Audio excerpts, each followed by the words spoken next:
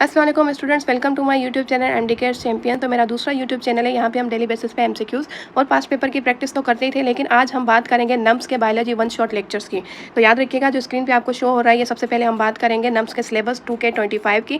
तो ये सिलेबस वही है जो आपके पास PMDC 2K24 का था, लेकिन अभी जो 2K25 PMDC सिलेबस आया है उसमें कुछ चैप्टर्स एक्सक्लूड हो चुके हैं और कुछ चैप्टर जो है वो इंक्लूड हो चुके हैं। तो हम यहाँ पे बात करेंगे नम्स के 2K25 के सिलेबस की। तो सबसे पहले आज हम जिस चैप्टर को डिस्कस करने वाले हैं वो आपके पास है cell structure and the function. तो याद रखिएगा, सब टॉपिक्स आपको गिवन है, यानी कि सेल वॉल और साइटोप्लाज्म यानी कि सेल ऑर्गेनेल्स की बात करेंगे। तो ये सारे ही आपके पास सेल के ऑर्गेनेल्स है, लेकिन उसके साथ साथ उसने कहा है कि फ्लूइड मोज़ेक मॉडल को जरूर डिस्कस कीजिएगा।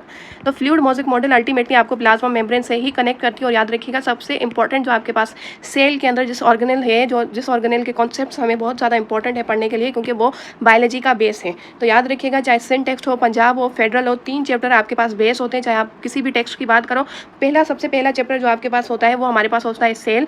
दूसरा चैप्टर आपके पास होता है वो होता है एंजाइम। ये बायो का बेस है, चाहे आप किसी भी फेडरल से, पंजाब से, केपी से, सिंध से किसी भी टेक्स्ट को आप स्टडी कर रहे हो।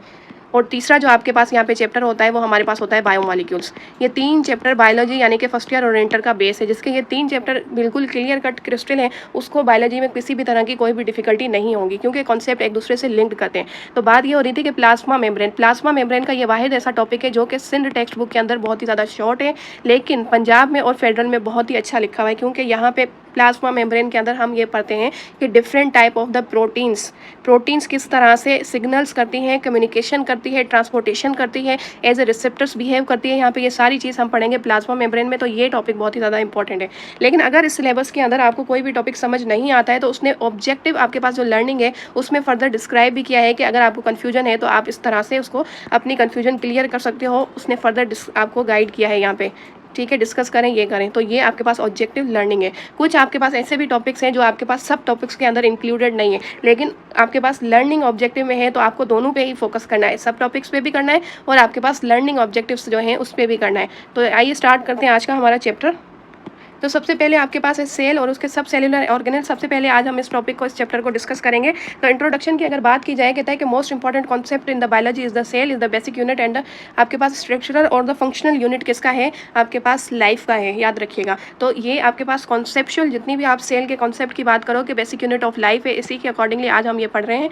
लेकिन स्टार्टिंग जो आपके पास टॉपिक है वो हमारे पास होता है सेल वॉल और प्लाज्मा मेम्ब्रेन। लेकिन कॉन्सेप्ट के लिए सेल का इंट्रोडक्शन पढ़ना बहुत ही ज़्यादा ज़रूरी है। कहता है कि all the organisms made up of the cell single cellular भी होते हैं और मल्टी सेलुलर भी होते हैं। अगर सिंगल की बात की जाए तो प्लाज्मा और यूग्लेना होते हैं, मोर कॉम्प्लेक्स की बात करें तो प्लांट और एनिमल्स होते हैं। फिर कहता है कि cell are defined as the structure and the functional unit of living organism. A cell is the basic structure and functional unit. ये याद रखिएगा कि स्ट्रक्चर और फंक्शनल उसने बात तो ये की है, लेकिन उसके साथ वो कहता है कि ऑल, जब ऑल की बात आ गई तो यूनि भी आ जाता है, मल्टी भी आ जाता है। और उसके साथ उसने कहा है कि smallest unit of the building block. जिस तरह से हमारे पास बायोमॉलिक्यूल्स होते हैं, कार्बोहाइड्रेट, लिपिड, प्रोटीन, अगर प्रोटीन की बात की जाए तो उसके बिल्डिंग ब्लॉक क्या होंगे, अमाइनो एसिड। कार्बोहाइड्रेट की यहाँ पे बात की जाए तो उसके क्या होंगे, सेक्राइड्स होंगे। क्लियर हो गई बात।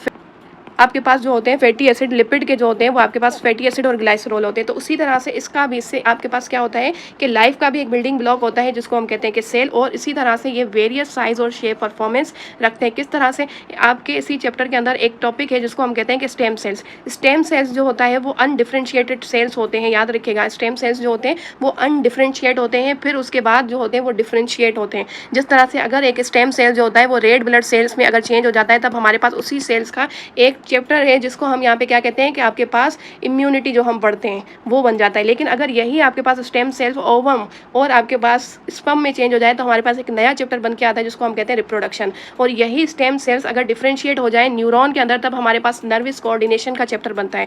तो इस तरह से वो डिफरेंशिएट होते हैं। और किस तरह से होते हैं, ये टॉपिक स्टेम सेल वाला आपके नम्स में और PMDC सिलेबस में नहीं है, लेकिन कॉन्सेप्ट पॉइंट ऑफ व्यू से ये हम पढ़ेंगे लास्ट में।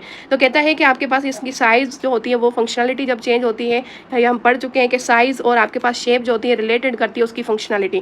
क्लियर हो गई बात। अब कहता है कि the basic properties of the life क्या है। ये क्वेश्चन आ सकता है कि बेसिक प्रॉपर्टीज क्या होती है।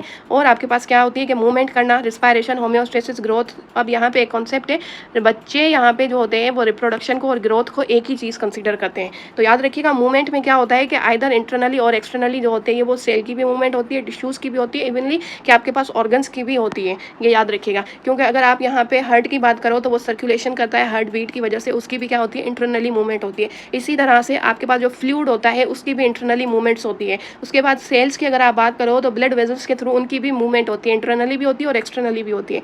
जिस ट्यूब के अंदर वो प्रेजेंट होते हैं वो उनका इंटरनल और इन्वायरमेंट होता है, और ये उसके लिए क्या होता है, एक्सटर्नल इन्वायरमेंट होता है। तो इंटरनली और एक्सटर्नली दोनों मूवमेंट होती है, याद रखिएगा। रिस्पायरेशन का ये मतलब होता है कि पहले हम फूड बनाते हैं और फिर उसके अंदर ऑक्सीजन की हेल्प से उसको ब्रेक करते हैं ताकि हमें क्या मिल सके, एनर्जी मिल सके। होम्योस्टेसिस का मतलब होता है स्टेबल कर सके हम अपने इंटरनल इन्वायरमेंट को, किसकी मद्देनजर रखते हुए, एक्सटर्नल इन्वायरमेंट को देखते हुए, ये याद रखिएगा, एक्सटर्नल इन्वायरमेंट को देखते हुए हम अपने। और होम्योस्टेसिस का मतलब ये नहीं होता कि सिर्फ हम टेम्परेचर को बैलेंस करते हैं, स्टेबल करते हैं। होम्योस्टेसिस का ये मतलब होता है न्यूट्रिएंट्स, गैसेज, आपके पास जितने भी हमारे पास क्या होते हैं, हार्मोन्स, ये सारी जितनी भी हमारे पास होती है एक सेल के अंदर, जितना भी कंटेंट होता है उन सब के मेंटेनेंस की बात होती है, उसको हम यहाँ पे कहते हैं। तो होम्योस्टेसिस एक सेल का भी होता है, एक टिश्यू का भी होता है और एक ऑर्गन सिस्टम का भी होता है। और उसके बाद ग्रोथ का कहता है कि मूव होता है, they can move and change the size और उसकी जहाँ पे शेप को चेंज होता है, क्योंकि वो पहले इमेच्योर्स होते हैं सेल, फिर वो मेच्योर्स होते हैं, तो वही होती है उसकी ग्रोथ, उसको कहते हैं ग्रोथ। जिस तरह से हम अपनी बात कर लें कि हम पहले क्या होता है कि पहले फीटस होता है, फिर बेबी होता है, फिर चाइल्डहुड होता है, फिर एडल्ट होता है, तो एडल्ट तक हमारे पास ग्रोथ होती है। उसके बाद जो होते हैं हमारे ग्रोथ हार्मोन्स चेंज हो जाते हैं, किसमें, प्रोटीन सिंथेसिस करवाने में। ये आपकी केमिकल कोऑर्डिनेशन की बुक की स्टेटमेंट बता रही हूँ मैं, फेडरल टेक्स्ट बुक की। तो उसी तरह से ये भी आपके पास ग्रोथ कहते हैं उसको, इमेच्योर से मेच्योरिटी की तरफ जाना। तो वो रिप्रोडक्शन किसको कहते हैं, डिवीजन करने को, चाहे वो डिवीजन सेक्सुअली एक सेल की हो या फिर एसेक्सुअली हो, जिसकी उसकी क्या होती है कि प्रोड्यूस होती है ऑफस्प्रिंग। एक्सक्रीशन जो होती है वो आपके पास removal of the waste product होती है। और न्यूट्रिशन की वजह से हम क्या पढ़ते हैं, मटेरियल को एक्सचेंज करते हैं, वो आपके पास गैसेस भी एक्सचेंज होती है विद द एनवायरनमेंट। तो ये था आपके पास बेसिक नेसेसिटीज थी, आप ये भी कह सकते हो एक लाइफ की, या फिर आप ये भी कह सकते हो एक सेल की, क्योंकि a cell does all these basic properties of the life. और ये आपके पास 7 बेसिक प्रॉपर्टीज या फिर नेसेसिटीज होती हैं। अब हम बात करते हैं सेल वॉल की, उसके बाद हम बात करेंगे प्लाज्मा मेम्ब्रेन के फ्लूइड मोज़ेक मॉडल की। तो सबसे पहले कहता है cell membrane is the outer living boundary of the cell, many cells have an extra cellular component that is form the exterior to the membrane, उसको हम कहते हैं सेल वॉल। तो प्लाज्मा मेम्ब्रेन के बाहर भी एक मेम्ब्रेन होती है जिसको हम कहते हैं सेल वॉल, और उसने खुद ही कह दिया है कि ये मैनी सेल्स में होती है। और हमें पता है ऑलरेडी कि एनिमल सेल के अंदर आपके पास सेल वॉल नहीं होती, तभी उसने ये वर्ड यूज़ किया है मैनी। अब डिस्कस करते हैं कि सेल वॉल को, तो यहाँ पे ये फजूल स्टेटमेंट लिखी हुई है, आप ये कह सकते हो किंगडम एनिमलिया के अंदर आपके पास सेल वॉल नहीं होती, प्लाज्मा मेम्ब्रेन होती है। तो आप ये कह दो कि किंगडम एनिमलिया में नहीं होती, बाकी सब में होती है। तो कहता है ये क्यों होती है, कहता है कि this is probably due to their locomotory mode of the life, locomotion. और आपके पास जो एनिमल्स होते हैं वो लोकोमोशन के साथ साथ मूवमेंट भी करते हैं, तो यही वजह होती है कि जो लोकोमोशन करते हैं उनके पास सेल वॉल होती है। अब कहते हैं प्लांट सेल वॉल जो होती है वो made up of the cellulose, ये हम बायोमोलिक्यूल्स में पढ़ेंगे, उसकी केमिकल कंपोजिशन है जो कि डिफरेंट होती है प्रोकैरियोट से। प्रोकैरियोट की जो सेल वॉल होती है वो पेप्टाइडोग्लाइकॉन की बनी हुई होती है, यानी कि यहाँ पे प्रोटीन और आपके पास कार्बोहाइड्रेट की बात करेंगे हम। और फंगस की जो होती है वो काइटिन की बनी हुई होती है, लेकिन हम यहाँ पे प्लांट के सेल वॉल को डिस्कस करेंगे। The cell wall is an extra cellular structure of the plant cell. बात समझ में आ गई कि प्लांट सेल की एक्स्ट्रा सेलुलर जो आपके पास मेम्ब्रेन होती है, स्ट्रक्चर होती है, वो आपके पास होती है cell wall. Cell wall protect करता है प्लांट सेल को, क्योंकि एक्स्ट्रा सेलुलर मेम्ब्रेन या फिर आउटर मेम्ब्रेन जो होती है वो हमेशा प्रोटेक्शन करती है किसको, उसके ऑर्गेनल्स को, उसके सेल को मेंटेन भी करती है, उसकी शेप को भी मेंटेन करती है, और prevent excessive Uptake of the water, या फिर मिनरल्स भी हो सकते हैं, वाटर भी हो सकता है, गैसेस भी हो सकती है, कुछ भी हो सकता है, ज़रूरी नहीं है कि यहाँ पे सिर्फ वाटर ही हो। अब कहता है on the level of the whole plant the strong cell wall जो होती है वो स्पेशलाइज्ड होता है, cell hold the plant up to the.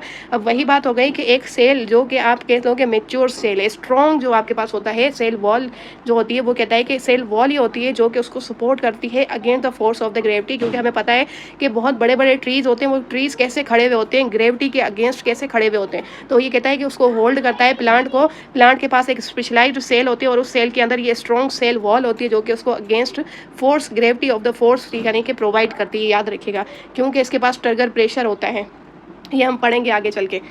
उसके बाद कहता है कि आपके पास सेल वॉल जो होता है वो सीक्रेटेड बाय द सेल। आपको पता है कि सेल वॉल जो होती है वो गोल्जी की प्रोडक्ट है, और इसके साथ साथ काफ़ी दूसरे भी मैक्रो मॉलिक्यूल्स होते हैं जो कि गोल्जी बॉडी सीक्रेट करती है। तो cell wall is secreted by the cell. Cell wall जो होती है वो पोरस होती है। कोई भी वॉल जो आप पढ़ते हो ना, चाहे वो किसी भी ऑर्गेनेल की हो, लाइसोसोम की हो, माइटोकॉन्ड्रिया की हो, एंडोप्लाज्म रेटिकुलम की हो, न्यूक्लियस की हो, सारे ही पोरस होते हैं। क्योंकि अगर वो पोरस नहीं होगी तो वो डेड हो जाएगी, क्योंकि उसका एक्सटर्नल इन्वायरमेंट के साथ कोई कम्युनिकेशन नहीं होगा, इसीलिए वो पोरस होती है। ठीक है, अलाउ करती है free passage of the water and dissolve. ये याद रखिएगा कि सेल वॉल अलाउ किसको करती है, वो वाटर को अलाउ करेगी और उसके साथ साथ डिजोल्व मटेरियल जो होंगे ना वो उनको करेगी, सबको नहीं करेगी, क्योंकि उसने कहा है कि free passage of the water. Clear हो गई बात। इसके 3 लेयर्स होते हैं, 1 बाय 1 स्टडी करते हैं। सबसे पहले बात करते हैं कि प्राइमरी सेल वॉल की।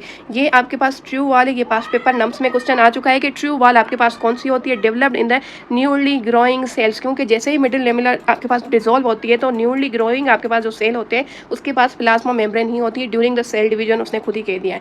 ये ईच सेल जो होती है वो प्रोड्यूसेस करेगा एक द सेल, ईच सेल, हर सेल के पास याद रखिएगा प्राइमरी सेल वॉल जरूर होगी, क्योंकि मिडिल लेमिनर तो डिजोल्व हो जाती है, फिर आपके पास आती है प्राइमरी जो होती है present in the inner to the middle lamella. Clear हो गई बात कि आपके पास मिडिल लेमिला इस तरह से मिडिल होती है, उसके बाद अगर आप इनर पोर्शन की बात करो तो आपके पास प्राइमरी होती है, फिर उसके बाद सेकेंडरी आती है, सेकेंडरी के बाद जो होती है और यहाँ पे आप कह दो कि ये आपके पास प्लाज्मा होती है, तो ये आउटर टू द इनर जो है वो आपके पास क्या होती है कि इनकी सीक्वेंस होती है। प्राइमरी सेल वॉल ये थिन होती है और ये फ्लेक्सिबल होती है, क्योंकि जब ये सेकेंडरी की तरफ जाती है तब ये थिक भी हो जाती है और ये रिजिड भी हो जाती है, ये याद रखिएगा। Primary cell wall is composed of the cellulose, याद रखिएगा, क्योंकि प्राइमरी सेल हो सेकेंडरी हो आपके पास सेल्यूलोज तो होगा। और सेल्यूलोज क्या होता है, सेल्यूलोज माइक्रोफिब्रिल, ये क्या होता है, बंडल आपके पास ऑफ द सेल्यूलोज चेन। मैं एक यहाँ पे एक थ्रेड लाइक स्ट्रक्चर या चेन बना देती हूँ, ये आपके पास एक सेल्यूलोज है, ये मैंने दूसरा बना दिया, तीसरा बना दिया, चौथा बना दिया, इस तरह से मैं बंडल्स ऑफ द सेल्यूलोज की चेन्स बना दूँ। ठीक है, ये सेल्यूलोज की चेन है और ये कितने हैं बंडल्स का बना दूं। अब मैंने इसका नाम यहाँ पे बदल दिया, ये आपके पास क्या होगा, क्या आप कह दो कि सेल्यूलोज आपके पास माइक्रो फिब्रिल, अब इसको मैं कहूँगी यहाँ पे, ठीक हो गया, फिब्रिल्स कहूँगी इस स्ट्रक्चर को। तो इस तरह की स्ट्रक्चर होती है जिसको हम यहाँ पे कहते हैं सेल्यूलोज माइक्रोफिब्रिल्स। ये कहता है कि running through the matrix of the other आपके पास पॉलीसेक्राइड्स, जिस तरह से हेमीसेल्यूलोज और पेक्टिन, ये याद रखिएगा। आपके पास प्राइमरी के अंदर क्या होता है, हेमीसेल्यूलोज, सेल्यूलोज और पेक्टिन, ये 3 कंपोनेंट्स होते हैं और ये पॉलीसेक्राइड्स होते हैं, हेमीसेल्यूलोज और पेक्टिन। क्लियर हो गई। माइक्रोफिब्रिल, माइक्रोफिब्रिल का क्या मतलब होता है, सेल्यूलोज के आपके पास बंडल्स ऑफ द चेन्स, जिसको हम कहते हैं माइक्रोफिब्रिल।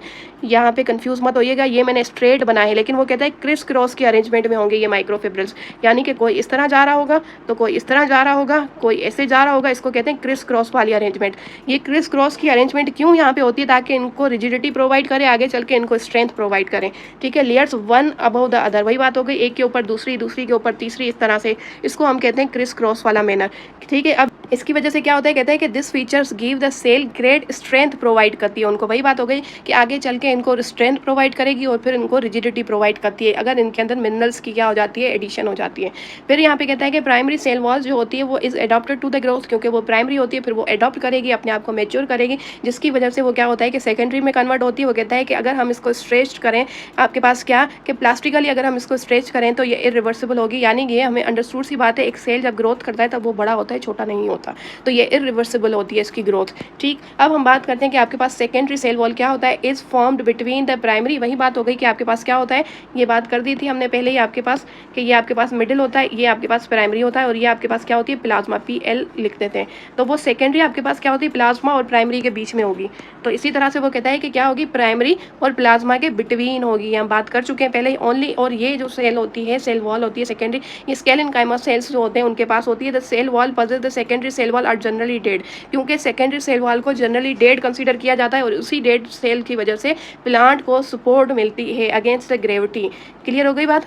अब कहते हैं secondary cell wall develops only when the cell has reaches to the maximum आपके पास साइज। जिस तरह से हमारे पास क्या होता है, ग्रोथ हार्मोन्स होते हैं, वो सेल्स की ग्रोथ करवाते हैं, लेकिन जब हम एडल्ट बन जाते हैं तब वही हार्मोन जो ग्रोथ हार्मोन होता है, फिर वो ग्रोथ हार्मोन क्या करता है, आपके पास सेल्स की ग्रोथ नहीं करवाता, फिर वो क्या करता है, वो अपना यहाँ पे फंक्शन चेंज कर देता है, प्रोटीन सिंथेसिस में हेल्प करता है, ये याद रखिएगा, क्योंकि अब ग्रोथ कंप्लीट हो चुकी है हमारी। तो उसी तरह से वो कहता है कि अगर यहाँ पे मैक्सिमम साइज में आ जाता है तो फिर वहाँ पे क्या होगा, तो वो कहता है कंप्लीट इट्स ग्रोथ बिकॉज अब ये थिक हो चुकी है, जो कि प्राइमरी क्या थी आपके पास, प्राइमरी जो सेल वॉल थी हमारे पास, मैंने आपको कहा कि ये थिन थी और ये फ्लेक्सिबल थी, लेकिन इसने क्या किया, ये इमेच्योर थी, फिर ये मेच्योरिटी की तरफ बढ़ी तो ये थिक और रिजिड हो गई है। Therefore it does not allow the further growth, अब ग्रोथ नहीं हो सकती, जिस तरह से ग्रोथ हार्मोन्स जो है वो ग्रोथ करवाते हैं। तो फिर अब क्या करेंगे, अब यहाँ पे ये अपनी फंक्शनलिटी को चेंज करेंगे, अपना फंक्शन चेंज करेंगे, और वो जो अपना फंक्शन चेंज करते हैं वो प्रोटीन सिंथेसिस करवाने में हेल्प करते हैं। तो वो कहता है कि अब फर्दर ग्रोथ नहीं हो सकती, मैक्सिमम साइज के पास वो चला गया, मैक्सिमम साइज, मैक्सिमम उसकी जो यहाँ पे ग्रोथ है वो हो चुकी है। तो वो क्या करेगा, वो कहता है कि अब ये थिक भी हो चुका है, रिजिड भी हो चुका है, तो अब वो क्या करेगा, अब वो कहता है कि ये सपोर्ट प्रोवाइड करेगा प्लांट्स को। नेक्स्ट कहता है the secondary cell wall consist of the cellulose, hemicellulose और लिग्निन। अभी हमने प्राइमरी के बारे में क्या पढ़ा था, याद रखिएगा, यहाँ पे यही बात हो गई कि प्राइमरी में आपके पास था सेल्यूलोज, हम पढ़ चुके हैं, ये रहा आपके पास सेल्यूलोज माइक्रोफिब्रिल था, क्लियर, जो कि क्रिस क्रॉस का मैनर रखता है, वो भी हम देखते हैं। उसके बाद सेल्यूलोज था, लेकिन यहाँ पे था पेक्टिन, और यहाँ पे आपके पास क्या है, यहाँ पे आपके पास है लिग्निन। ये फर्क है प्राइमरी और सेकेंडरी के कंपोनेंट्स में।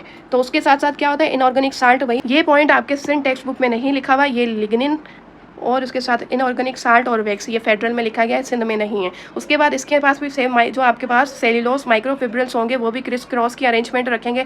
लिग्निन कहता है कि वो सीमेंट करता है, ठीक है, एंकर करता है cellulose microfibril together and responsible for the rigidity. वही बात हो गई कि लिग्निन हम यहाँ पे क्यों पढ़ते हैं, क्योंकि हमारे प्राइमरी सेल वॉल जो होती है वो फ्लेक्सिबल और थिन होती है, अब हमें उससे थिक और रिजिडिटी प्रोवाइड करनी है, तो इसीलिए हम यहाँ पे पेक्टिन के बजाय इसको क्या करते हैं, लिग्निन प्रोवाइड करते हैं, जो कि इसकी अपनी यहाँ पे क्या है कि कंपोनेंट है, क्लियर। तो उसी तरह से ये रिजिडिटी प्रोवाइड करता है। और ये क्वेश्चन पास्ट पेपर में आ चुका है कि सेकेंडरी सेल वॉल को यहाँ पे याद रखिएगा कि रिजिडिटी कौन प्रोवाइड करता है, वो होता है लिग्निन। अब कहता है कि सेकेंडरी आपके पास सेल वॉल होता है, वो डेफिनेट शेप होती है और उसके साथ साथ वो मैकेनिकल सपोर्ट भी करता है। Definite provide the definite shape, क्योंकि यहाँ पे इसकी मैक्सिमम रीच हो चुकी है, अब ये इसकी डेफिनेट शेप हो चुकी है, उसके साथ साथ ये क्या करेगा, प्लांट को मैकेनिकल सपोर्ट भी करेगा। उसी तरह से ये बीच में देखें आपको मिडिल लेमिला दिख रही है, उसके बाद मिडिल लेमिला के बाद क्या होगी, आपके पास प्राइमरी होगी, ये येलो कलर की आपको जो दिख रही है वो आपके पास सेकेंडरी सेल वॉल है। और सेकेंडरी सेल वॉल के दोनों तरफ जो है वो आपके पास क्या है कि सेल मेम्ब्रेन, या फिर आप ये भी कह सकते हो कि इसके साथ प्लाज्मा, क्योंकि सेल मेम्ब्रेन या फिर प्लाज्मा मेम्ब्रेन, तो ये इस तरह से उन्होंने इसको जूम करके दिखाया है। तो ये आपके पास हो गई है cell membrane, middle lamella, secondary और ये। तो अल्टीमेटली अगर आप देखो कि आपके पास क्या होता है कि सबसे पहले हम मिडिल लेमिला की बात करते हैं, फिर हम करते हैं प्राइमरी की, उसके बाद हम यहाँ पे बात करते हैं सेकेंडरी की। सेकेंडरी के अंदर जो होती है वो आपके पास होती है प्लाज्मा मेम्ब्रेन। तो ये आपके पास आउटर टू द इनर जा रहा है, ये क्या, और ये सीक्वेंस आउटर टू इनर, ये सीक्वेंस होती है। अब हम बात करते हैं कि मिडिल लेमिला की। Middle lamella present between the primary cell wall and the adjacent cell hold the cell together. वही बात हो गई, मिडिल लेमिला क्या होगा कि एक सेल आपके पास ये वाला है और दूसरा सेल ये है, ये दोनों सेल आपस में यहाँ पे कब अलग होंगे, तो वो कहता है मिडिल लेमिला जब डिजोल्व होगी तब ये आपके पास दोनों ही सेल जो है वो अलग से यानी कि सेपरेट हो जाएंगे, जिसको हम यहाँ पे कहते हैं डिवीजन। प्लांट की डिवीजन ऐसे होती है मिडिल लेमिला के डिजोल्व होने से। ये स्टिकी होती है, जेल लाइक, और इसके अंदर क्या होता है याद रखिएगा, इसके पास भी पेक्टिन होता है, प्राइमरी के पास भी पेक्टिन होता है और इसके पास भी पेक्टिन होता है, ठीक है, याद रखिएगा कि मिडिल, ये क्वेश्चन आ सकता है, मिडिल और उसके साथ साथ प्राइमरी के पास क्या होता है, पेक्टिन होता है, सेकेंडरी के पास लिग्निन होता है। तो इसकी वजह से कैल्शियम और मैग्नीशियम, ये भी आपके पास नम्स में क्वेश्चन आ चुका है कि ये दो आपके पास क्या होते हैं, यहाँ पे आप कह सकते हो कि इनऑर्गेनिक साल्ट, क्योंकि ये आपके पास क्या है कि मिनरल्स है, हम इसको क्या कहते हैं, मिनरल्स भी कह सकते हैं, हम इसको साल्ट भी कह सकते हैं।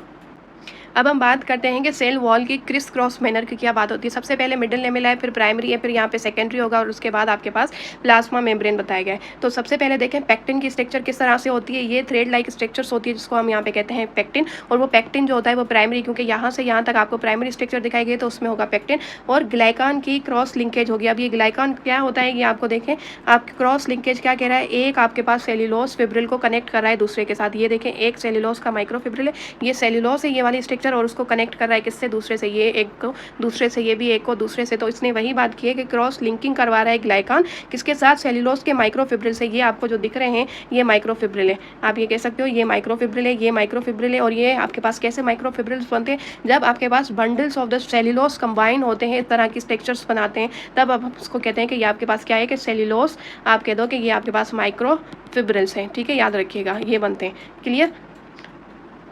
और उसके साथ साथ आपको कहता है कि सेल्यूलोज सिंथेसिस है, ठीक है, ये क्या है कि ASE जो होता है ये एंजाइम को यहाँ पे इंडिकेट करता है कि ये सेल्यूलोज को सिंथेसिस करने वाला सिंथेसिस है, तो आपके पास एंजाइम है वो उसकी स्ट्रक्चर है। तो इस तरह से आपके पास सेल्यूलोज माइक्रोफिब्रिल्स बनते हैं।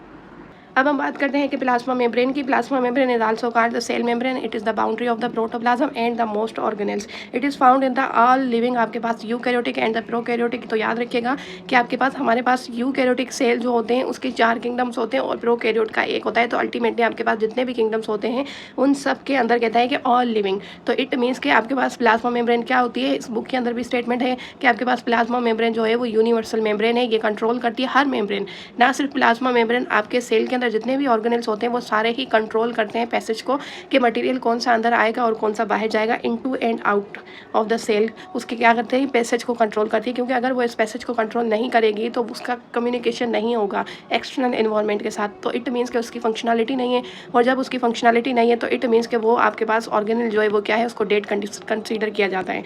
अब हम बात करते हैं कि कंपोजिशन, ये सिंध टेक्स्ट बुक में नहीं है। सिंध टेक्स्ट के बच्चे जो है वो हमेशा उन्हीं लाइन्स को फॉलो करेंगे जो कि सिंध में और आपके पास फेडरल टेक्स्ट बुक में और सिंध टेक्स्ट बुक में जो क्या है कि चेंज हो, सिंध वाले बच्चे उन पॉइंट्स पे ज़्यादा फोकस करें, क्योंकि सेम पढ़ने का कोई मकसद नहीं है। अगर आप सेम पढ़ते हो तो आप अपना टाइम वेस्ट कर रहे हो।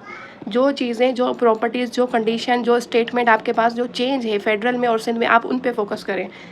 अब यहाँ पे कहता है ये पॉइंट्स आपके सिंध में नहीं लिखी हुई। कहता है कि केमिकली अगर हम प्लाज्मा मेम्ब्रेन की कंपोजिशन देखें तो आपके पास कितनी है, 60 to 80% प्रोटीन है, और असल में सारा काम बायो के अंदर प्रोटीन का ही होता है। Enzyme proteinaceous in nature, hormones mostly proteinaceous in nature, antigens आपके पास प्रोटीनियस इन नेचर, रिसेप्टर्स जो होते हैं वो भी प्रोटीनियस इन नेचर, सारी ही कहानी प्रोटीन्स की ही है। डीएनए के अंदर जो मैसेज आपका आता है, अमाइनो कोड्स बनते हैं, उसके अंदर ट्रिपलेट का कोडॉन होता है, वो भी प्रोटीन से, सारा कॉन्सेप्ट प्रोटीन का ही है। उसके बाद कहता है कि लिपिड की कंपोजिशन, ये नम्स में क्वेश्चन आ भी चुका है पास्ट पेपर में, और स्मॉल क्वांटिटी होती है किसकी, कार्बोहाइड्रेट की स्मॉल क्वांटिटी होती है। अगर कार्बोहाइड्रेट प्रोटीन के साथ अटैच हो जाए तो ये आपके पास ग्लाइकोप्रोटीन बन जाता है। अगर लिपिड के साथ अटैच हो जाए, जो कि हम प्लाज्मा मेम्ब्रेन में पढ़ेंगे, तो आपके पास ग्लाइकोलिपिड बन जाता है। तो इसीलिए ये कंपोजिशन कह रहा है कि आपके पास क्या होता है कि बहुत कम होती है कार्बोहाइड्रेट की इन प्लाज्मा मेम्ब्रेन। अब structure of the plasma membrane, यह आपके नम्स के सिलेबस में भी है कि structure of the plasma membrane, जिसको हम फ्लूइड मोज़ेक मॉडल कहते हैं, इसको हम ब्रीफली एक्सप्लेन और डिटेल में बात करेंगे क्योंकि ये सिलेबस का पार्ट है। द मॉडल कहता है कि प्लाज्मा मेम्ब्रेन का है जो फॉस्फोलिपिड बाइलेयर है in which the protein molecules are eitherly, आपके पास आइदर क्या होता है कि हमारे पास या तो आइदर, वो कहता है आइदर उसकी पार्शली जो है वो एम्बेडेड होती है, या फिर आपके पास होली होती है। इट मीन्स के इंट्रेंसिक और एक्सट्रेंसिक प्रोटीन की बात कर रहे हैं। इसको हम इमेज से भी क्लियर करेंगे। The protein is scattered. अब यहाँ पे बात हो गई कि प्रोटीन किस तरह से इसके साथ अरेंज है। तो प्रोटीन का एक छोटा सा एग्जाम्पल है। अगर हम यहाँ पे बात करें कि आइस क्यूब की, तो आपको पता है कि आइस क्यूब की जो होती है उसकी एक स्ट्रक्चर होती है। जितने भी आइस क्यूब अगर आपने फ्रिज में रखे हुए तो उन सब की एक स्ट्रक्चर होगी, यानी कि यूनिफॉर्म स्ट्रक्चर है। लेकिन अगर आप एक बर्फ का टुकड़ा लो और उसको बाय हैंड आप उसको तोड़ो, तो उससे आपको क्या मिलेगा, कोई छोटे पार्टिकल्स मिलेंगे, कोई बड़े मिलेंगे, कोई बड़े पार्टिकल्स आइस क्यूब बनेंगे। तो अगर उन आइस क्यूब को अगर पानी के अंदर आप एक ग्लास लो, उसके अंदर डाल दो, तो क्या होंगे, कोई छोटे होंगे, कोई बड़े होंगे, फ्लोट कर रहे होंगे। तो उसी तरह से उसने कहा है कि यही स्ट्रक्चर होती है प्रोटीन की, कि स्क्रेटेड होते हैं through out the membrane in the irregular pattern, क्योंकि ये स्ट्रक्चर जो आपको दिखाई दे रही है इरेगुलर पैटर्न है, ये यूनिफॉर्म पैटर्न नहीं है। तो वो यही बात कर रहा है कि प्रोटीन के जो पार्टिकल्स होंगे वो कोई इस तरह से छोटे होंगे, इस तरह से छोटे होंगे, कोई थोड़ा बड़ा होगा, कोई और बड़ा होगा। तो ये होती है इरेगुलर पैटर्न, क्योंकि हम यहाँ पे आइस क्यूब की बात नहीं कर रहे, ये यूनिफॉर्म होती है। क्लियर हो गई। ये वो आइस का टुकड़ा है ये वाला, जो कि हमने अपने हाथों से ब्रेक किया है, तोड़ा है। तो जब आप उसको ब्रेक करोगे तो वो इरेगुलर जो आपके पास पीसेस बनेंगे, तो वही इरेगुलर आइस के पीसेस को यहाँ पे कंसीडर कर लें आप, वो प्रोटीन से। तो वो कहता है कि लार्ज आइसबर्ग जिस तरह से फ्लोट करता है इन द सी, आइसबर्ग के अंदर जो आइस होती है वो भी ऐसे ही होती है। अब नेक्स्ट बात करते हैं the protein of the pattern of the distribution. अब हमने इसके यहाँ पे जो है वो इरेगुलर प्रोटीन्स तो बना लिए, लेकिन अब हम इसके डिस्ट्रीब्यूशन की बात करें। अगर हम यहाँ पे ये बात करें कि एक प्रोटीन का पार्ट यहाँ पे उतने ही 2 सेंटीमीटर के बाद दूसरा प्रोटीन का पार्ट है 3 सेंटीमीटर के बाद, ये जो इसके बीच में के जो डिफरेंस है वो क्या होना चाहिए, वो सेम होना चाहिए। तो उसने यहाँ पे ये बात क्लियर की है, the pattern of the distribution of the protein can vary from membrane to the membrane, कि ये जो है वो चेंज है। कोई यहाँ से 2 सेंटीमीटर की दूरी पे, कोई 4 पे है, कोई 1 सेंटीमीटर पे, और बीच में इनके बीच में एक और भी चीज़ आ सकती है कि छोटा पार्टिकल है, कोई बड़ा पार्टिकल है। इस तरह से कि पार्टिकल्स भी इरेगुलर पैटर्न का है और इनकी डिस्ट्रीब्यूशन जो की हुई है वो भी इरेगुलर पैटर्न से की हुई है। और वो कहता है कि क्या है कि मेम्ब्रेन टू मेम्ब्रेन जो है वो वेरी करती है, और उसके साथ साथ मेम्ब्रेन टू मेम्ब्रेन, यानी कि एक सेल उसकी तो चेंज है, उसके साथ साथ दूसरी सेल की भी चेंज है, फिर तीसरी सेल की चेंज है। सेल टू सेल तो चेंज है ही, लेकिन वो कहता है also very on the both surfaces of the membrane, कि एक सेल के अंदर जो प्लाज्मा मेम्ब्रेन की डबल मेम्ब्रेन है, कहता है कि वो इसके अंदर भी वेरी करता है, इसके अंदर भी चेंज है। सेल टू सेल तो है ही, वो तो अंडरस्टूड सी बात है, लेकिन एक सेल के अंदर भी चेंज है। तो ये कहता है कि द मेम्ब्रेन, ये आपके सिंध टेक्स्ट बुक में नहीं लिखी हुई इसकी थिकनेस, और ये थिकनेस आपके पास 2020 जब आपके पास पीएमसी था ना, तब ये क्वेश्चन पास्ट पेपर में आ चुका है कि आपके पास प्लाज्मा मेम्ब्रेन की थिकनेस कितनी थी जब फेडरल टेक्स्ट बुक की बात की गई थी। तो ये 7 नैनोमीटर आपके पास इसकी थिकनेस होती है। अब हम बात करते हैं कि लिपिड के, लिपिड का क्या फंक्शन है। Lipid of the plasma membrane consist of the 2 layer, जिसको हम बाय लेयर कहते हैं। ये पॉइंट बिल्कुल सिंध वाली सेम ही है। Which are arrange in a way that the hydrophilic ends जो होते हैं वो फेस करते हैं, एक हाइड्रोफोबिक एक दूसरे को फेस करते हैं। हाइड्रोफिलिक जो होते हैं वो क्या होता है कि अपेयर ऑन द सरफेस। उसके साथ साथ आपके पास क्या होता है, यहाँ पे बात कर लेते हैं कि यहाँ पे ये क्वेश्चन कि स्टेरॉइड होता है और आपके पास कोलेस्ट्रॉल भी जो होता है वो इस मेम्ब्रेन के अंदर थोड़े बहुत होते हैं एट द सम इंटरवल्स, यानी कि कंसीडर कर लेते हैं कि ये आपके पास क्या है कि इस तरह से मेम्ब्रेन है। इस मेम्ब्रेन के अंदर हम ये कंसीडर करते हैं कि यहाँ पे कोलेस्ट्रॉल हो गया है, यहाँ पे कोलेस्ट्रॉल हो गया है, और उसके साथ साथ क्या है आपके पास स्टेरॉइड के कुछ लिपिड्स भी होंगे थोड़े बहुत, यानी कि 1-2 हो सकते हैं। तो यही बात उसने समझाई, प्लाज्मा मेम्ब्रेन जो होती है वो असिमेट्रिकल होती है। अब यहाँ पे क्वेश्चन ये आ सकता है कि असिमेट्रिकल क्यों है। इसको मैं एक इमेज के थ्रू आपको समझाऊंगी कि ये स्टेटमेंट बहुत ही ज़्यादा इंपॉर्टेंट है कि असिमेट्रिक क्यों होती है, इसका रीज़न क्या है, ये इंपॉर्टेंट पॉइंट है बहुत ज़्यादा कि एसिमेट्रिक। और उसके साथ साथ एंडोप्लाज्म रेटिकुलम जो होती है वो भी एसिमेट्रिक ही है, ये भी याद रखिएगा। देयर टू सरफेसेस एंड अगर आप एसिमेट्रिक का क्या मतलब होता है कि अगर आप उसको डिवाइड करो हाफ में तो उन दोनों के अंदर आपके पास क्या हो कि प्रोपोर्शन जो हो वो सेम ना आए, ठीक हो गया। तो उसको हम यहाँ पे कहते हैं एसिमेट्रिक, आइडेंटिकल ना आए, सेम प्रोपोर्शन ना आए। In general most membrane protein आपके पास ड्रिफ्ट करता है क्या साइडवेज जो होते हैं वो यहाँ पे होते हैं जिस तरह से उन्होंने दिखाया है। लेकिन the proteins with in the membrane determine most of the function, ये आपका एमसीक्यूज है कि आपके पास एक इंट्रिंसिक प्रोटीन्स होती है जो कि ये आपको दिखाई गई है, ये इंट्रिंसिक प्रोटीन्स है। ये वाली जो प्रोटीन है ये आपके पास इंट्रिंसिक, क्योंकि वो कंप्लीटली दोनों मेम्ब्रेन को कवर करी, ये हो गई है इंट्रिंसिक। और ये जो आपको दिख रही है छोटी छोटी सी प्रोटीन्स, ये आपके पास एक्सट्रिंसिक प्रोटीन्स है, क्योंकि ये आउटर सरफेस पे होगी, या तो इस साइड होगी या फिर इस साइड होगी, तो इसको कहा जाता है एक्सट्रिंसिक प्रोटीन्स। अब वो बात करता है कि यहाँ पे मोस्ट ऑफ द फंक्शन जो होते हैं वो कौन डिटरमाइन करता है एक मेम्ब्रेन की, तो वो कहता है protein with in the membrane. With in the membrane की वो क्या बात कर रहा है कि ये इंट्रिंसिक प्रोटीन जो है ना, ये क्योंकि ये दोनों मेम्ब्रेन्स के साथ कम्युनिकेशन कर रही है। आउटर साइड से जो भी आप एक्सटर्नल इन्वायरमेंट से जो भी यहाँ पे मटीरियल या कॉन्टेंट आएगा वो सेल के अंदर आ सकता है कंप्लीटली, क्योंकि ये दोनों के साथ एक्सटर्नल इन्वायरमेंट और इंटरनल इन्वायरमेंट दोनों के साथ इसका कॉन्सेप्ट क्या है कि आप कह सकते हो कि क्या है कनेक्शन है, यहाँ पे वो कॉन्टैक्ट रखता है। तो यही सबसे ज़्यादा डिटरमाइन करती है मोस्ट ऑफ द फंक्शन को, ये याद रखिएगा। कार्बोहाइड्रेट जो है वो either attach to the protein, जिसको हम ये कहेंगे, ये पहले डिस्कस हो जाएगा, लेकिन ये कार्बोहाइड्रेट जो होता है वो आउटर साइड होता है जिस तरह से उन्होंने दिखाया। ये कहा आपके पास अगर लिपिड के साथ कार्बोहाइड्रेट होगा तो ग्लाइकोलिपिड, प्रोटीन्स के साथ अटैच होगा तो हम उसको कहेंगे कि ग्लाइकोलिपिड, क्योंकि ये जो स्ट्रक्चर है ये प्रोटीन की है इसके ऊपर है, और ये जो स्ट्रक्चर है ये बायोलिपिड की है आपके पास, तो इस तरह से ये ग्लाइकोलिपिड बन चुका है। अब हम बात करते हैं the filament of the cytoskeleton also present. ये मैंने आपको पहले भी बताया था कि साइटोस्केलेटन जो होता है ये बहुत ही ज़्यादा इंपॉर्टेंट है, क्योंकि इसकी फर्दर भी क्लासेस है, और उन क्लासेस के अंदर ये जो आपको स्ट्रक्चर नजर आ रही है ना, ये रोड लाइक स्ट्रक्चर यहाँ पे नजर आ रही है, ये आपके पास साइटोस्केलेटन है, ये भी आपके पास साइटोस्केलेटन है। ये साइटोस्केलेटन एक फ्रेम प्रोवाइड करता है इन सबको, ताकि ये बैलेंस पोजीशन में रह के अपनी फंक्शनलिटी करे, और इसके अंदर सारी प्रोटीन या नेचर प्रोटीन्स होती हैं। जिस तरह से टिब्यूलिन की अगर बात करो, एक्टिन फिलामेंट आपके पास होता है, टिब्यूलिन होता है, तो ये सारी साइटोस्केलेटन पूरे सेल के अंदर मौजूद होता है। अब लिपिड की अगर बात की जाए, lipid part of the plasma membrane fluidity को कंट्रोल करता है, ये भी आपके पास टेक्स्ट में जो है वही है, इसको पढ़ने की ज़रूरत नहीं है, लेकिन फेडरल को मैं पढ़ा देती हूँ। The lipid part of the plasma membrane control the fluidity, ये क्वेश्चन पास्ट पेपर में नहीं आया, हो सकता है इस साल आ जाए। When the concentration of the unsaturated, आपको पता है कि लिपिड जो हम यहाँ पे बात करते हैं वो अनसेचुरेटेड होता है, ठीक है, लिपिड बाय लेयर, तो वो unsaturated fatty acid phospholipid becomes the greater. जब आपके पास fatty acid, unsaturated fatty acid की कंसंट्रेशन यहाँ पे ग्रेटर हो जाए, तो वो कहता है bilayer becomes the more fluid, और उसके अंदर that makes the cell membrane more flexible, और ये जो होता है वो आप कह सकते हो उसकी वजह से हीट जो होती है वो रिलीज़ होती है, क्योंकि आपको पता है कि लिपिड बाय लेयर की जो इस तरह से ये हेड होता है इसकी लेयर होती है, ठीक है क्या, इसकी दो यहाँ पे क्या होती है कि टेल होती है। टेल जो होती है वो याद रखिएगा रोटेशन करती है, वाइब्रेशन करती है और मूवमेंट करती है, उसकी वजह से क्या होता है कि हीट जनरेट होती है। तो इसीलिए उसने कहा है कि अगर ये concentration lipid unsaturated fatty acid का फॉस्फोलिपिड में ज़्यादा होता है तो उसकी वजह से यहाँ पे क्या होती है, रोटेशन ज़्यादा होती है। ये सिंध टेक्स्ट में लिखा हुआ है, रोटेशन ज़्यादा होगी, वाइब्रेशन ज़्यादा होगी, जिसकी वजह से ये मोर फ्लेक्सिबल हो जाएगी और हीट जनरेट होगी। अब कहता है कोलेस्ट्रॉल कंट्रोल करता है इस लिपिड की यहाँ पे स्टेबलाइजेशन के, इसके अंदर कितनी जो है वो मोर फ्लेक्सिबिलिटी होनी चाहिए, कम फ्लेक्सिबिलिटी होनी चाहिए, यानी कि इसका कंसंट्रेशन कितना होना चाहिए, उसको कहते हैं स्टेबलाइज करना, बैलेंस करना। It also restrict entry and the exit of the polar molecules and the end. It का क्या मतलब है, इट का मतलब ये होता है कि वो अपनी पीछे वाली स्टेटमेंट से वो इसको कनेक्ट कर रहा है, और पीछे वाली स्टेटमेंट में आपने पढ़ा है कि कोलेस्ट्रॉल, और कोलेस्ट्रॉल जो होता है वो एग्जिट और एंट्री रोकता है, रिस्ट्रिक्ट करता है किसकी, पोलर मॉलिक्यूल्स और आइंस की, ये याद रखिएगा, ये क्वेश्चन आ सकता है। अब हम बात करते हैं कि प्लाज्मा मेम्ब्रेन के फंक्शन की। एक great variety of the proteins are found in the plasma membrane which act as a, वही बात हो गई कि प्लाज्मा मेम्ब्रेन के अंदर हम 60 to 80% प्रोटीन्स की ही बात करते हैं। तो वो प्रोटीन्स क्या होते हैं, सबसे पहले उसके अंदर हम बात करते हैं ट्रांसपोर्ट चैनल्स या फिर कैरियर प्रोटीन्स, उसके बाद हम बात करते हैं एंजाइम्स की, रिसेप्टर्स की और एंटीजेंस की। इन चारों पॉइंट्स को हम डिटेल में मैं एक्सप्लेन करूँगी इमेज के थ्रू वन बाय वन। और उसके बाद हमने एक और चीज़ पढ़ी थी कि आपके पास एसिमेट्री क्या होती है, एंडोप्लाज्म रेटिकुलम और आपके पास जो प्लाज्मा मेम्ब्रेन होती है दोनों ही एसिमेट्रिक होती है। कहता है कि certain plasma membrane proteins are involve in the passage of the molecules through the membrane. ये हमें पता है कि आपके पास प्रोटीन्स क्या करती हैं, हमारे पास पैसेज प्रोवाइड करती है। जिस तरह से चैनल्स होते हैं, जिस तरह से गेट्स होते हैं, वो भी प्रोटीनियस इन नेचर होते हैं, तो वो passage of the molecules through the membrane करते हैं। अब कहते हैं some of these have a channel through which a substance simply can move across the membrane, other are the carrier that combine. अब हम इनको वन बाय वन डिटेल में explain करते हैं कि चैनल आपके पास जो यहाँ पे होती है, ट्रांसपोर्ट चैनल या फिर कैरियर क्या होता है। तो सबसे पहले उसने ये बात की है, certain plasma protein are involve in the passage of the molecules through the membrane. कुछ आपके पास ऐसी प्रोटीन होती है जो कि प्लाज्मा मेम्ब्रेन के साथ अटैच होती है, वो कहते हैं सर्टेन।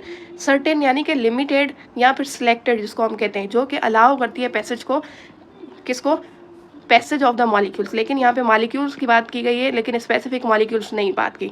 फिर कहते हैं some of those have a channel, कुछ ऐसे प्रोटीन्स होते हैं जो चैनल के तौर पे बिहेव करते हैं। वो क्या करते हैं, which a substance simply can move across the membrane.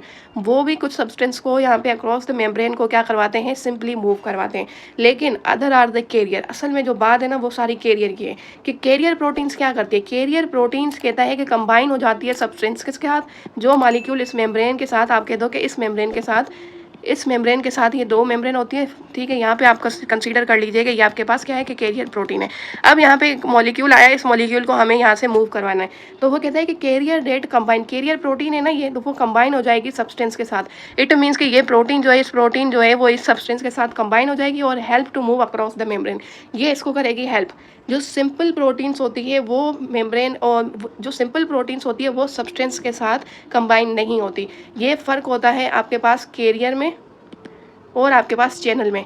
Channel में क्या करता है, वो यहाँ पे पाथ प्रोवाइड कर देता है और वो यहाँ से कहता है कि आप चले जाओ, ठीक हो गया। लेकिन कैरियर प्रोटीन यहाँ पे क्या करता है, इसके साथ वो कहता है कि कंबाइन होता है, किसके साथ, विद द सब्सटेंस के साथ कंबाइन होता है। ये फ़र्क होता है चैनल प्रोटीन में और ये फ़र्क होता है कि आपके पास कैरियर प्रोटीन में। जिस तरह से हम बचपन में छोटे थे तब हमारा हाथ पकड़ के हमें रोड क्रॉस करवाया जाता था, तो वो क्या होता है, वो होता है कैरियर प्रोटीन की एग्जाम्पल। लेकिन अब जब हम बड़े हो गए तो अब हमें क्या है कि पाथ प्रोवाइड कर दिया है, अब हम चैनल जो है वो चैनल प्रोटीन की तरह जो है वो खुद जो है वो रास्ता क्रॉस कर सकते हैं। तो इस तरह से ये दो एग्जांपल्स होती है कैरियर की और चैनल प्रोटीन की। कैरियर जो होता है वो कंबाइन होता है सब्सटेंस के साथ, जिस तरह से बचपन में हमारा हाथ पकड़ के हमारे बड़े हमें रोड क्रॉस करवाते थे, इस तरह से। तो ये क्या होता है, ये कंबाइन हो गए ना वो हमारे साथ, तो ये बेस्ट एग्जांपल है, इसको याद रखिएगा। अब कहते हैं सम प्लाज्मा मेम्ब्रेन प्रोटीन है एंजाइमेटिक, कुछ ऐसी प्रोटीन्स होती है जो एंजाइम्स का फंक्शन करती है। Some proteins in the plasma membrane जो कि रिसेप्टर का काम करती है, that receive the signals from other cells. इसको भी हम एग्जाम्पल से समझते हैं कि किस तरह से एंजाइमेटिक फंक्शन करती है, किस तरह से रिसेप्टर का काम करती है, और वो रिसेप्टर्स आते हैं कहाँ से, सिग्नल लेके दूसरों से। अब कहते हैं for example hormones circulate in the blood but bind to a specific target. वही बात हो गई कि आपके पास बहुत सारे हार्मोन्स ऐसे होते हैं जो ब्लड वेजल्स के अंदर सर्कुलेट हो रहे होते हैं, लेकिन जब उसको यहाँ पे अपना यहाँ पे टारगेट मिलेगा तब वो कहता है तभी वो बाइंड होगा, वरना वो भले ही सर्कुलेट होता रहे कोई मसला नहीं है। तो वो कहता है विद द स्पेसिफिक रिसेप्टर, इस पॉइंट पे यहाँ पे रिसेप्टर होगा जो कि इसको रिसीव करेगा। वो क्या होगा, जिस तरह से एंजाइम आपके पास सबस्ट्रेट हम पढ़ते हैं कि कॉम्प्लेक्स बनता है, वो हर किसी का डिफरेंट होता है। वो कैसे होता है कि इन दोनों की केमिस्ट्री यानी कि आपके पास चार्जेस की डिस्ट्रीब्यूशन बनती है, ठीक है, उसकी वजह से बनता है ये आपके पास कॉम्प्लेक्स। उसी तरह से आपके पास टारगेट रिसेप्टर जो सेल्स होते हैं, जो कि यहाँ पे हार्मोन्स वगैरह की बात की गई, तो वहाँ पे भी यही बात होगा कि विद द स्पेसिफिक आपके पास रिसेप्टर्स होंगे जो कि इनको रिसीव करेंगे और उसके बाद ये हार्मोन रिलीज होंगे। Some proteins are the antigens which enable the cell to recognise the other cell. और कुछ प्रोटीन्स ऐसी भी होती है मेम्ब्रेन के पास जो कि एंटीजेंस के तौर पर एक्ट करती है। अब हम यहाँ पे ये बात करते हैं कि आपके पास roles of the glycolipid and glycoprotein as the surface cell surface markers. Many glycolipid and glycoprotein act as, ये क्वेश्चन पास्ट पेपर में, ये भी 2020 में आया था, पीएमसी में 2 क्वेश्चन आए थे प्लाज्मा मेम्ब्रेन से, क्योंकि जब आपके पास नेशनल एमडीकेट हुआ था तब फेडरल से ज़्यादा कंसंट्रेशन लिया था इन्होंने अपने एमसीक्यूज का। They are involve to recognise, ये रिकॉग्नाइज करता है फॉरेन पार्टिकल्स को और यहाँ पे sticking the correct cells into together in the tissue. जिस तरह से न्यूरॉन सेल है तो न्यूरॉन सेल के साथ ही कंबाइन होगा ताकि वो नर्वस टिश्यू बना सके।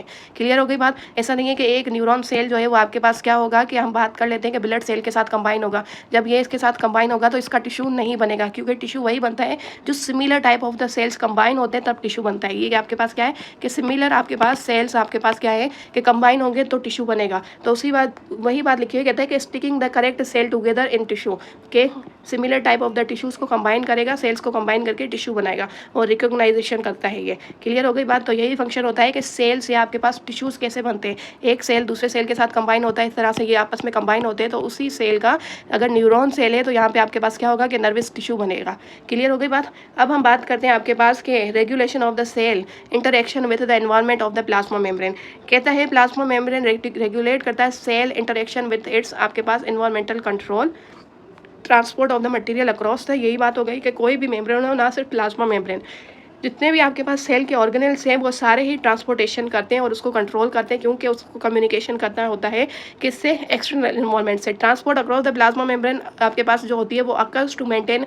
ये ट्रांसपोर्टेशन किसी भी मेम्ब्रेन की क्यों होती है, यहाँ पे बात की गई सिर्फ प्लाज्मा मेम्ब्रेन की, लेकिन हम बात करते हैं सारे ही ऑर्गेनेल्स की, माइटोकॉन्ड्रिया की मेम्ब्रेन, क्लोरोप्लास्ट की मेम्ब्रेन, लाइसोसोम की, गोल्जी बॉडीज़ की, सारी की बात करते हैं। तो ये ट्रांसपोर्ट जो होती है वो मेंटेन करती है उनके पीएच को और आयोनिक कंसंट्रेशन को बैलेंस करने के लिए, ताकि एंजाइम्स की एक्टिविटी जो होती है, क्योंकि एंजाइम जो होते हैं वो अपनी एक्टिविटी में, अपने एक्शंस में बहुत ज़्यादा सेंसिटिव होते हैं। एक होते हैं वो सेंसिटिव पीएच में, दूसरे आपके पास होते हैं टेम्परेचर में। लेकिन as compare to the temperature enzymes pH से ज़्यादा क्या होते हैं कि सेंसिटिव होते हैं। क्यों? क्योंकि अगर उनकी पीएच आगे पीछे हो गई तो उनकी जो एंजाइम की जो यहाँ पे स्ट्रक्चर होती है वो आयोनिक स्ट्रक्चर बन जाएगी, यानी कि उनकी यहाँ पे जिसको हम प्राइमरी, सेकेंडरी, टर्शरी और क्वार्टरनरी स्ट्रक्चर कहते हैं वो आयोनिक में चेंज हो जाएगी, यानी कि वो आइंस में तब्दील हो जाएगी, उसके ऊपर चार्जेस हो जाएंगे, वो स्ट्रक्चर ब्रेक हो जाएगी। तो इसकी वजह से as compare to the temperature enzymes are more sensitive in their pH as compare to the temperature. तो यहाँ पे पीएच और आयोनिक कंसंट्रेशन की बात इसलिए की गई है।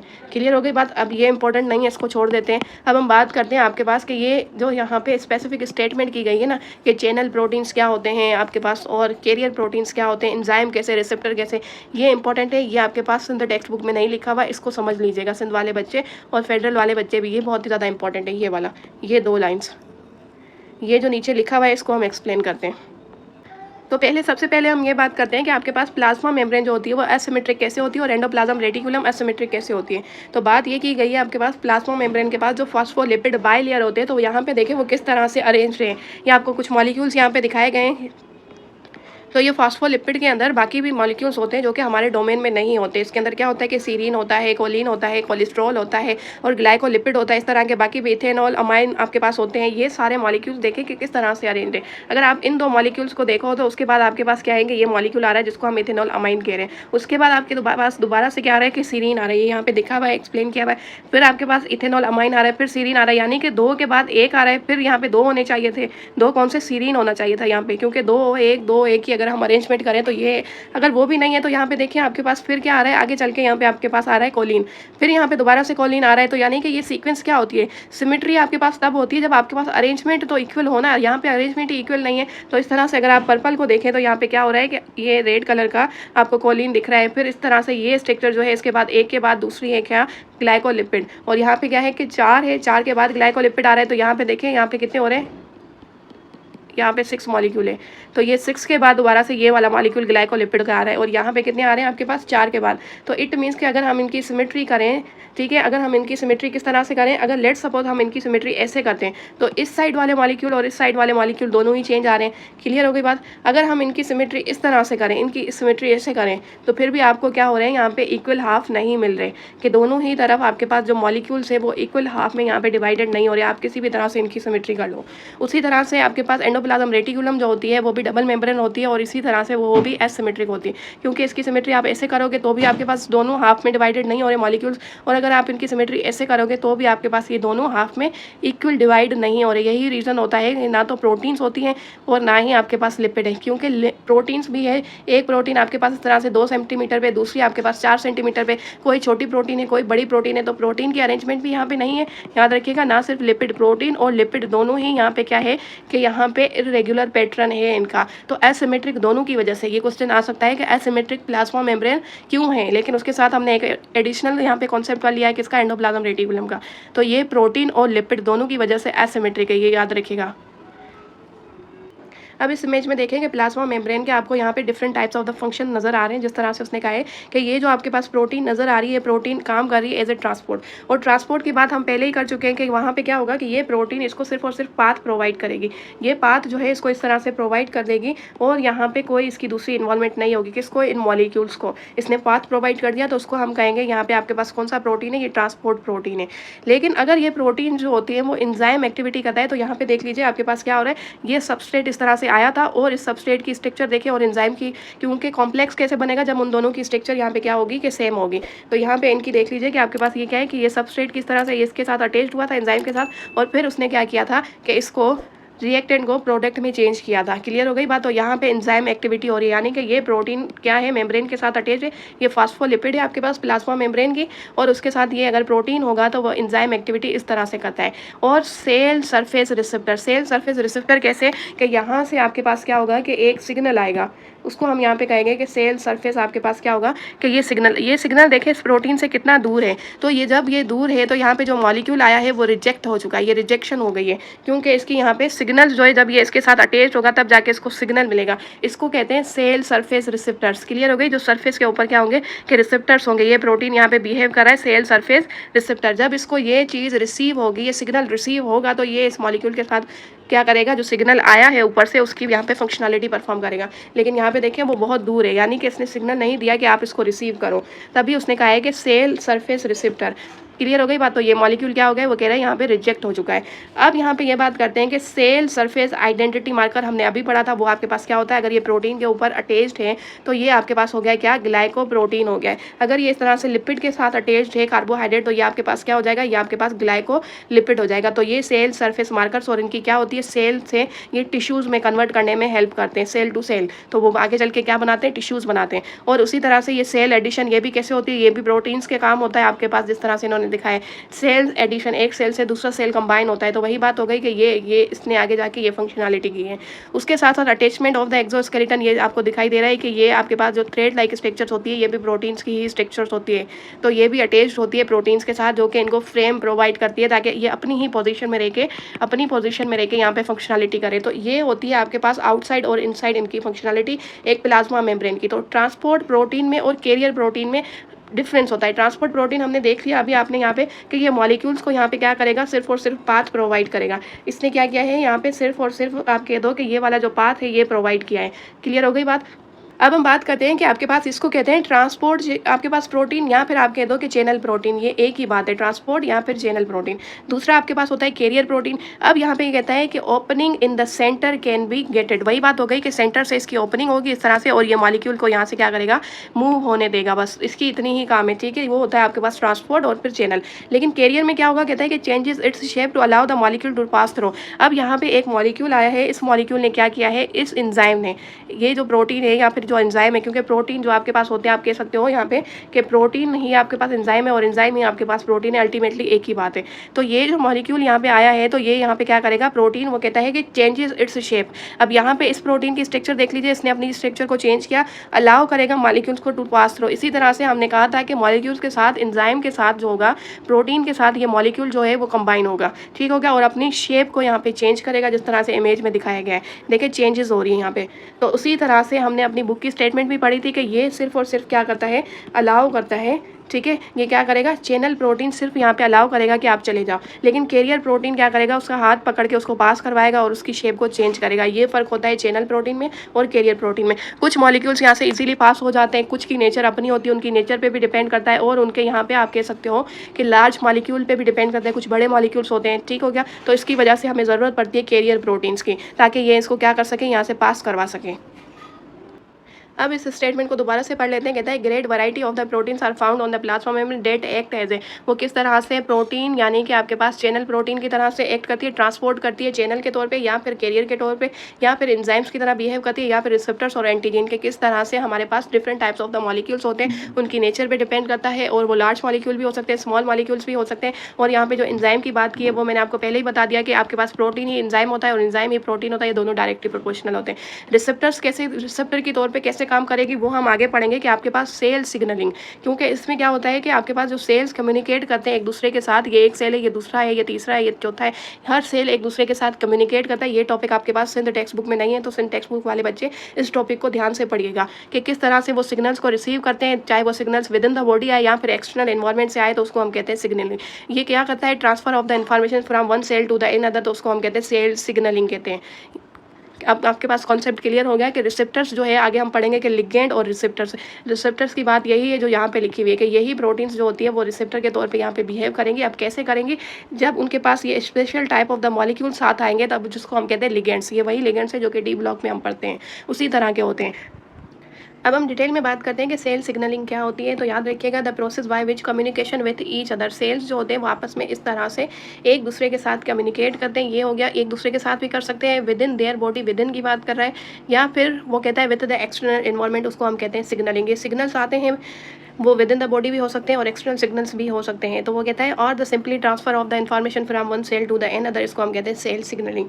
और इस सेल सिग्नलिंग होती कैसे, कुछ आपके पास लिगेंड्स होते हैं और कुछ हमारे पास रिसेप्टर्स होते हैं। ये क्या होते हैं, सिग्नलिंग मॉलिक्यूल्स होते हैं, are known as the ligands. Ligands क्या होते हैं, जिनके पास ये सिग्नल्स होते हैं, जिनके पास ये मैसेज होता है, वो मैसेज लेकर आते हैं सिग्नल्स, जिसको हम कहते हैं, वो कहते हैं सिग्नलिंग मॉलिक्यूल्स होते हैं, जिसको हम कहते हैं लिगेंड्स। कि इनके पास क्या होते हैं, सिग्नल्स होते हैं। जिस तरह से हमारे जो होते हैं टावर होता है, जिस तरह से मोबाइल टावर्स होते हैं, उनके पास क्या होते हैं, सिग्नल्स होते हैं, फिर वो हमारे मोबाइल में आते हैं, फिर जो होता है वो हम आगे प्रोसेस करते हैं, कॉल करना, मैसेज करना, कुछ भी होता है, तो वो क्या होते हैं, वो सिग्नलिंग मॉलिक्यूल्स है, जिसको हम क्या कहते हैं, लिगेंड्स कहते हैं।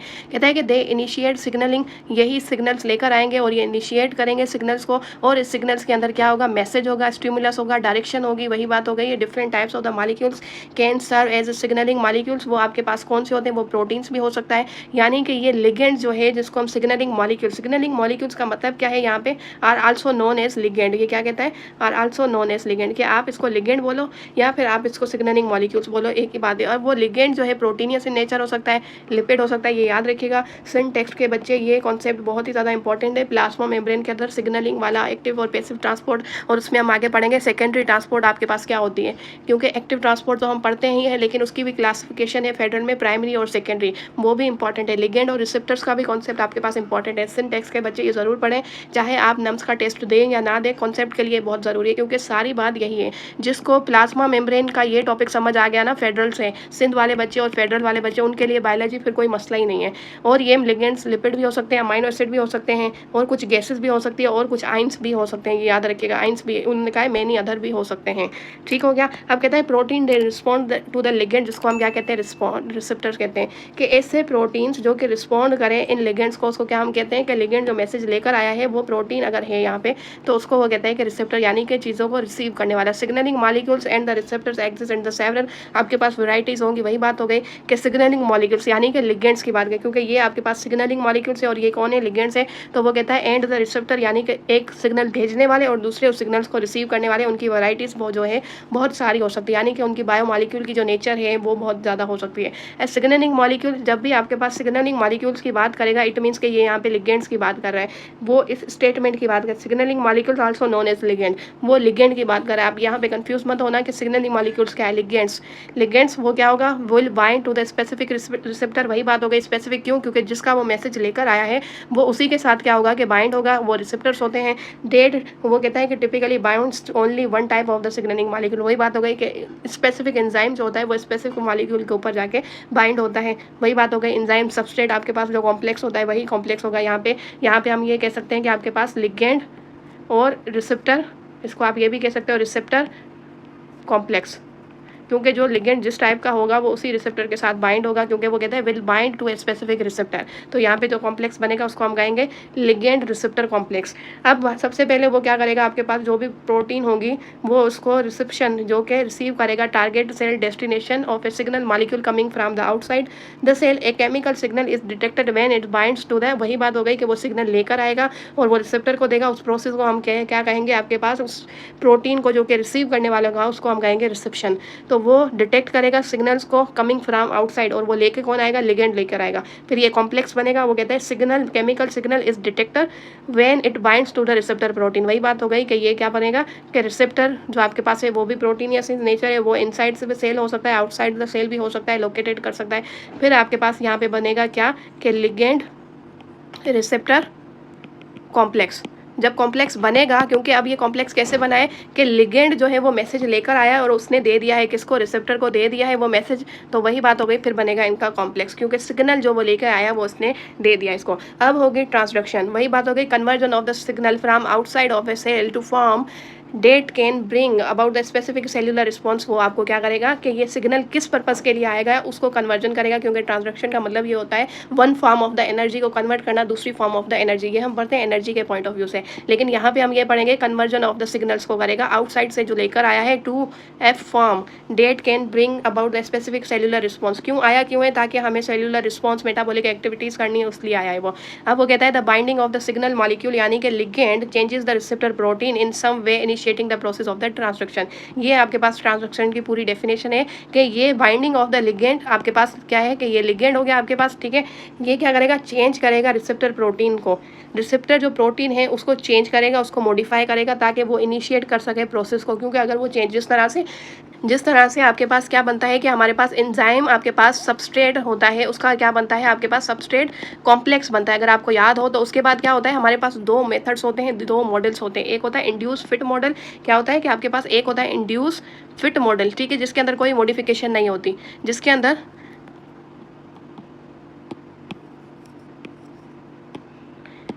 जिस तरह से एक होता है एंजाइम, आपके पास सबस्ट्रेट, हमारे पास कॉम्प्लेक्स होता है, ठीक है, ये कॉम्प्लेक्स बनता है एंजाइम और सबस्ट्रेट का। इसके हम दो मॉडल्स और दो थ्योरीज पढ़ते हैं। एक आपके पास होता है की एंड लॉक मॉडल, ठीक है, की एंड लॉक मॉडल। इसके अंदर क्या होता है, कोई भी चेंजेस नहीं होती, ना एंजाइम्स के बीच में होती है, ना ही ये कॉम्प्लेक्स बनता है तब सबस्ट्रेट के बीच में कोई चेंजेस आती है। लेकिन आपके पास जो दूसरा होता है हमारे पास इंड्यूस फिट मॉडल, उसके अंदर क्या होता है कि थोड़ी बहुत एंजाइम जो होता है वो उसकी भी चेंज होती है स्ट्रक्चर, और सबस्ट्रेट की भी स्ट्रक्चर चेंज होती है, फिर ये आपस में कॉम्प्लेक्स बना लेते हैं, जिसको हम कहते हैं एंजाइम सबस्ट्रेट कॉम्प्लेक्स। और ये चेंजेस कौन से मॉडल में आती है, इंड्यूस फिट मॉडल। और यही मॉडल जो होता है वो as compare to the key and lock ज़्यादा सक्सेसफुल है। ये आपकी फेडरल टेक्स्ट बुक की लाइन बता रही हूँ मैं। तो उसी तरह से वो कहता है कि यहाँ पे क्या होगी कि चेंज होगी रिसेप्टर प्रोटीन, यानी कि आपके पास ये एंजाइम जो कि आपके यहाँ पे कह रहे हो कि प्रोटीन रिसेप्टर है उसकी भी यहाँ पे चेंज होगी, सिग्नल आया है तो अब इसकी भी शेप चेंज होगी। चेंज होने की वजह से वो कहता है कि इन सम वे, ताकि वो अपना प्रोसेस स्टार्ट कर सके, यानी कि ट्रांसडक्शन को स्टार्ट कर सके। अब आएगा इसका रिस्पॉन्स, क्योंकि कॉम्प्लेक्स बन चुका है, अब हमें आउटपुट चाहिए। इनपुट आपके पास कहाँ आएगा, यहाँ पे आया है आपके पास इनपुट, यहाँ पे वो हुआ है प्रोसेस, आप ऐसा भी कह सकते हो, यहाँ पे आपको मिलेगा आउटपुट। क्लियर हो गई बात। तो वो यहाँ पे कहता है the transduced signal finally triggers a specific cellular response such a catalysis by an enzyme, भी हो सकता है arrangement of the cytoskeleton. It means के जो मैसेज आया है अब उसका हमें क्या मिलेगा, output, activation of the specific gene in the nucleus. और ये मैसेजेस कुछ भी हो सकते हैं, किसी भी तरह के हो सकते हैं, तो वो होता है इसका आउटपुट। क्लियर हो गई। अब हम बात करते हैं पाथवे। अब ये जो टॉपिक आपको लिंक करेगा ना, ये हमारे पास होता है केमिकल कोऑर्डिनेशन के अंदर जो एंजाइम का एक्शन होता है, जो कि प्रोटीनियस इन नेचर होती है, उसके बाद आपके पास लिपिड इन नेचर होती है, उसको यहाँ पे इन्होंने अभी से ही एक्सप्लेन कर दिया है। The process by which a signal on the cell surface converted to a specific cellular response in a series of the step, उसको हम यहाँ पे कहते हैं सिग्नल ट्रांसडक्शन पाथवे। ये डेफिनेशन है, ये आ सकती है एज इट इज। ठीक हो गया कि ये जो अब हमारे पास इसका पाथ क्या है, हमने कहा कि सिग्नल आया है, फिर वो प्रोसेस हुआ, फिर वो आउटपुट हुआ, लेकिन उसका पाथ क्या है, इस signal from outside to the inside, उसका पाथ क्या है। तो उस पाथवे की यहाँ पे डेफिनेशन है, converted to the specific cellular response is a series of the step, उसको हम कहेंगे सिग्नल ट्रांसडक्शन पाथवे। प्रोटीन अगर आपके पास नेचर है, प्रोटीन या फिर पॉलीपेप्टाइड हार्मोन जो कि वाटर सॉल्युबल होता है, they can not pass through the plasma membrane, क्योंकि प्लाज्मा मेम्ब्रेन की लिपिड नेचर होती है और इसकी प्रोटीन होती है, ये सेम नेचर नहीं रखते, इसलिए यहाँ पे ये पास नहीं हो सकते, कैन नॉट पास थ्रू। ठीक हो गया। These hormones are the involvement, आपके पास involvemental stimulus are the first messenger. वही बात हो गई कि ये प्रोटीनियस जो यहाँ पे आपके पास क्या होंगे, कि प्रोटीनियस जो हार्मोन्स नेचर रखते हैं यहाँ पे, जिस तरह से ये रिसेप्टर्स हो गया आपके पास, हम देख लेते हैं। ये रिसेप्टर जो है वो कहता है कि यहाँ पे ये हार्मोन कौन सा है, पेप्टाइड हार्मोन आया, ये इसको रिसीव करेगा, ये आपको प्लाज्मा मेम्ब्रेन दिख रही है। तो वही बात कहता है कि these hormone are the environmental stimulus are the first messenger, ये आपके पास हो गया फर्स्ट मैसेंजर। ठीक है। They bind with their receptor on the plasma membrane of the cell target. ये क्या है, प्लाज्मा मेम्ब्रेन है और यहाँ पे ये रिसेप्टर है, और आपको पता है कि रिसेप्टर हम पढ़ चुके हैं, इनकी प्रोटीनियस नेचर होती है। क्लियर हो गई बात। तो यहाँ पे ये क्या करेंगे आपके पास, वो कहता है टारगेट सेल के साथ आके बाइंड करेंगे, स्टार्ट करेंगे सीरीज ऑफ द आपके पास events in the cell which generate a second messenger, जिसको हम कहते हैं साइक्लिक एडिनोसिन मोनोफॉस्फेट। क्लियर हो गई बात। अब यहाँ पे ये देखें ये सिग्नल आया किस तरह के था, ये प्रोटीन जो सिग्नल लेकर आया है, ठीक है, पेप्टाइड हार्मोन जो यहाँ पे सिग्नल लेकर आया है, इसकी स्ट्रक्चर को देख लें आप कि ये जो स्ट्रक्चर है ये इसकी स्ट्रक्चर है, ये किस तरह की, जब ये इसके साथ बाइंड हुआ है रिसेप्टर के साथ, फिर यहाँ पे हुई है मॉडिफिकेशन। तो यही बात हमने ऊपर पढ़ी थी, वो कहता है क्या करेगा यहाँ पे बाइंडिंग करने के बाद, वो कहता है change the receptor protein, receptor protein को यहाँ पे क्या करेगा, चेंज करेगा। The binding of the signal molecule changes the receptor protein in some way, ताकि वो इनिशिएट कर सके। यहाँ पे हो गई आपके पास कि क्या हो गई है, कहता है कि साइटोप्लाज्म के अंदर वो आएगा, फिर वो अपनी स्ट्रक्चर को समहाउ मॉडिफाई करेगा और उसके बाद न्यूक्लियर पोर के पास हो जाएगा अगर उसको यहाँ पे जीन एक्टिविटी करनी होगी तो कहता है कि second messenger then triggers the various changes in the cell including the activation of the energy. याद रखिएगा कि आपके पास प्रोटीन सिग्नल्स जो होते हैं वो एंजाइम की एक्टिवेशन करते हैं और जीन की एक्टिवेशन। ये आपके पास क्वेश्चन आ चुका है पास्ट पेपर में, नम्स में भी आया था ये क्वेश्चन कि ये प्रोटीन सिग्नल्स के आपके पास एग्जांपल्स कौन से हैं, तो ये 2 एग्जांपल्स हैं। अब हम यहाँ पे ये पढ़ते हैं कि अगर लिपिड इन नेचर आपके पास सिग्नलिंग हो तो वो कैसे होते हैं। Smaller hydrophobic ligands can directly diffuse through the plasma membrane and interact with the internal receptors. वही बात हो गई। ये स्टेरॉइड आपके पास हार्मोन आया है, यहाँ पे देखिए कोई भी किसी भी तरह का रिसेप्टर नहीं है, क्योंकि lipid in nature plus lipid in nature ये दोनों ही आपस में क्या है, भाई भाई हैं, तो इनको ज़रूरत नहीं पड़ेगी। अब यहाँ पे देखें कि यहाँ पे मेम्ब्रेन के साथ कोई भी रिसेप्टर्स नहीं है, लेकिन साइटोप्लाज्म में हो सकता है और न्यूक्लियस में हो सकता है। साइटोप्लाज्म में होगा तो आप इसको क्या कहोगे, hormone receptor complex in the cytoplasm. Nucleus में होगा तो हम इसको कहेंगे hormone receptor complex in the nucleus. तो इनके जो रिसेप्टर्स होते हैं वो साइटोप्लाज्म में होते हैं, याद रखिएगा। तो इसके साथ इसने क्या बनाया, ये हार्मोन था, ये आपके पास रिसेप्टर था, तो वो कॉम्प्लेक्स बन चुका है। तो वही बात आपकी बुक के अंदर लिखी हुई है, important membrane of this ligands are the steroid hormone. वही बात हो गई कि इसके अंदर जो लिगेंड्स होंगे, जो सिग्नलिंग मॉलिक्यूल्स होंगे, वो स्टेरॉइड नेचर होंगे। स्टेरॉइड आर द लिपिड और have hydrocarbon skeleton of the 4 आपके पास फ्यूज्ड रिंग होती है। इस तरह से ये आपस में 4 जो होती है वो 3 हेक्सागोनल होती है और 4th जो होती है वो आपके पास पेंटागोनल होती है। क्लियर हो गई बात। इस तरह से ये फ्यूज होती हैं आपस में स्ट्रक्चर, ये भी हम पढ़ेंगे। ये इस तरह से ये 1 ये 2 ये 3 और ये 4, ये 4 फ्यूज रिंग की बात कर रहा है। सम स्टेरॉइड हाइड्रोफिलिक यानी कि इन नेचर इट मींस के freely diffuse to the plasma membrane binds to the receptor either in the cytoplasm. हम बात कर चुके हैं साइटोप्लाज्म में होगा तो साइटोप्लाज्म आपके पास hormone substrate complex in the cytoplasm और ये फार्मिंग करता है एक्टिव रिसेप्टर हार्मोन कॉम्प्लेक्स। वही बात हो गई कि रिसेप्टर होगा आपके पास, उसके बाद हार्मोन होगा और आपके पास कॉम्प्लेक्स बनेगा। जिस तरह से हार्मोन है उसके बाद रिसेप्टर है फिर कॉम्प्लेक्स बन चुका है। ये असल में केमिकल कोऑर्डिनेशन जो सिग्नल्स होते हैं ना कि एक सेल से दूसरे सेल के अंदर, ये वहाँ की बात कर रहा है। केमिकल कोऑर्डिनेशन के अंदर यही कॉन्सेप्ट है सारा, क्योंकि हमारे पास वहाँ पे जो हार्मोन्स होते हैं वो lipid in nature and protein इस नेचर होते हैं। फिर कहता है this activate the complex will move into the nucleus. ये न्यूक्लियस में इस तरह से मूव होगा, मूव होने के बाद डायरेक्टली बाइंड होगा डीएनए के साथ एक्टिंग एज द। अब ये क्वेश्चन आ सकता है कि ये आपके पास क्या करते हैं, इनकी एग्जाम्पल्स क्या है। ट्रांसक्रिप्शन करेंगे, factor for the gene expression, और इसके साथ साथ क्या होते हैं, एस्ट्रोजन प्रोजेस्टेरोन एंड टेस्टोस्टेरोन। ये सारे आपके पास स्टेरॉइड हार्मोन की नेचर रखते हैं। ये हम लिपिड में पढ़ चुके हैं, इनकी लिपिड इन नेचर होती है। तो ये ट्रांसक्रिप्शन करते हैं जीन एक्सप्रेशन के लिए, ये इसकी एग्जांपल है। और उसके साथ साथ यहाँ पे 2 एग्जांपल्स है, activation of the enzyme and gene activation. यहाँ पे देख लीजिए कि ये जीन एक्टिवेशन है। यहाँ पे आपको बुक में क्या दिया हुआ है, जीन एक्टिवेशन उन्होंने कहा है, और यहाँ पे उसने कहा है कि जीन एक्सप्रेशन। जीन एक्सप्रेशन का क्या मतलब होता है, जीन एक्सप्रेशन का ये मतलब आपके पास होता है कि यहाँ से आपके पास क्या बनेगी, अब प्रोटीन्स बनेगी, क्योंकि transcription factor for the gene express करेगा। क्लियर हो गई बात। क्योंकि डीएनए की आपके पास एक्सप्रेशन नज़र आएगी तो उससे मैसेंजर आरएनए बनेगा ना, तो ये एक्सप्रेशन है और ये एक्टिवेशन है, दोनों स्टेटमेंट में फ़र्क है। अब हम इमेज के थ्रू भी देख लेते हैं कि आपके पास यहाँ पे जो लिगेंड्स होता है वो क्या होता है। ये देखें इमेज में आपको दिखाया गया है कि किस तरह से ये लिगेंड्स जो हैं वो बिहेव करते हैं, किस तरह से करते हैं। ये लिगेंड्स आपके पास कोई मॉलिक्यूल भी हो सकता है, कोई आयन भी हो सकता है, कोई गैस भी हो सकता है। तो इस तरह से ये क्या होंगे कि ये आपके पास एक्स्ट्रा सेलुलर मेम्ब्रेन है और ये आपके पास साइटोसोल है। तो ये आपके पास चैनल है, ये चैनल क्लोज्ड है। ये चैनल यहाँ पे आयंस आ रहे हैं, तो ये कह रहा है कि बाइंडिंग आपके पास साइट है लिगेंड की, ये बाइंडिंग साइट है, ये लिगेंड। और ये लिगेंड क्या होते हैं, सिग्नलिंग मॉलिक्यूल्स, ये क्लोज्ड है और ये आयंस इसके अंदर नहीं आ सकते। ये तब इसके अंदर आएंगे ये जब चैनल जो है वो ओपन होगा, और ये चैनल ओपन कब होगा जब ये लिगेंड इसके साथ जाके अटैच होगा। यहाँ पे इस पोजीशन पे देखिए इसने अटैच हो चुका है, ये गेट खुल चुका है और ये आयंस अंदर आ गए, इट मीन्स के रिस्पॉन्स हो चुका है। अब क्या होगा, अब थर्ड में आपके पास जो होगा ये लिगेंड जो है वो दोबारा से ये मॉलिक्यूल चला जाएगा, क्योंकि इसको जो यहाँ पे मैसेज देना था वो ये था कि इस गेट को ओपन करें ताकि ये आपके पास मॉलिक्यूल्स है वो अंदर आए। रिस्पॉन्ड होने के बाद उसने क्या किया कि यहाँ पे मजीद जो आने वाले सिग्नल्स आपके पास मॉलिक्यूल से वो नहीं आएंगे, क्योंकि गेट जो है वो क्लोज हो चुका है। और गेट क्लोज कब हुआ है, जब आपके पास ये लिगेंड यहाँ से डिटैच हो चुका है। तो ये होता है आपके पास लिगेंड। सबसे पहले याद रखिएगा कि लिगेंड का आपको कॉन्सेप्ट तब समझ में आएगा जब आप इसको ये समझोगे कि लिगेंड जो है वो आपके पास क्या करता है, मैसेजेस लेकर आता है, सिग्नल्स लेकर आता है, स्टिमुलस लेकर आता है। ये सारी चीज़ें जो है वो लिगेंड लेकर आता है, जो कि इस प्रोटीन यहाँ पे ये जो प्रोटीन है चैनल जो है, प्रोटीनियस चैनल जो है, इसको ये यहाँ पे सिग्नल देगा कि आप अपने गेट को ओपन करो या फिर आप यहाँ पे क्या करो, एक्टिवेट हो जाओ।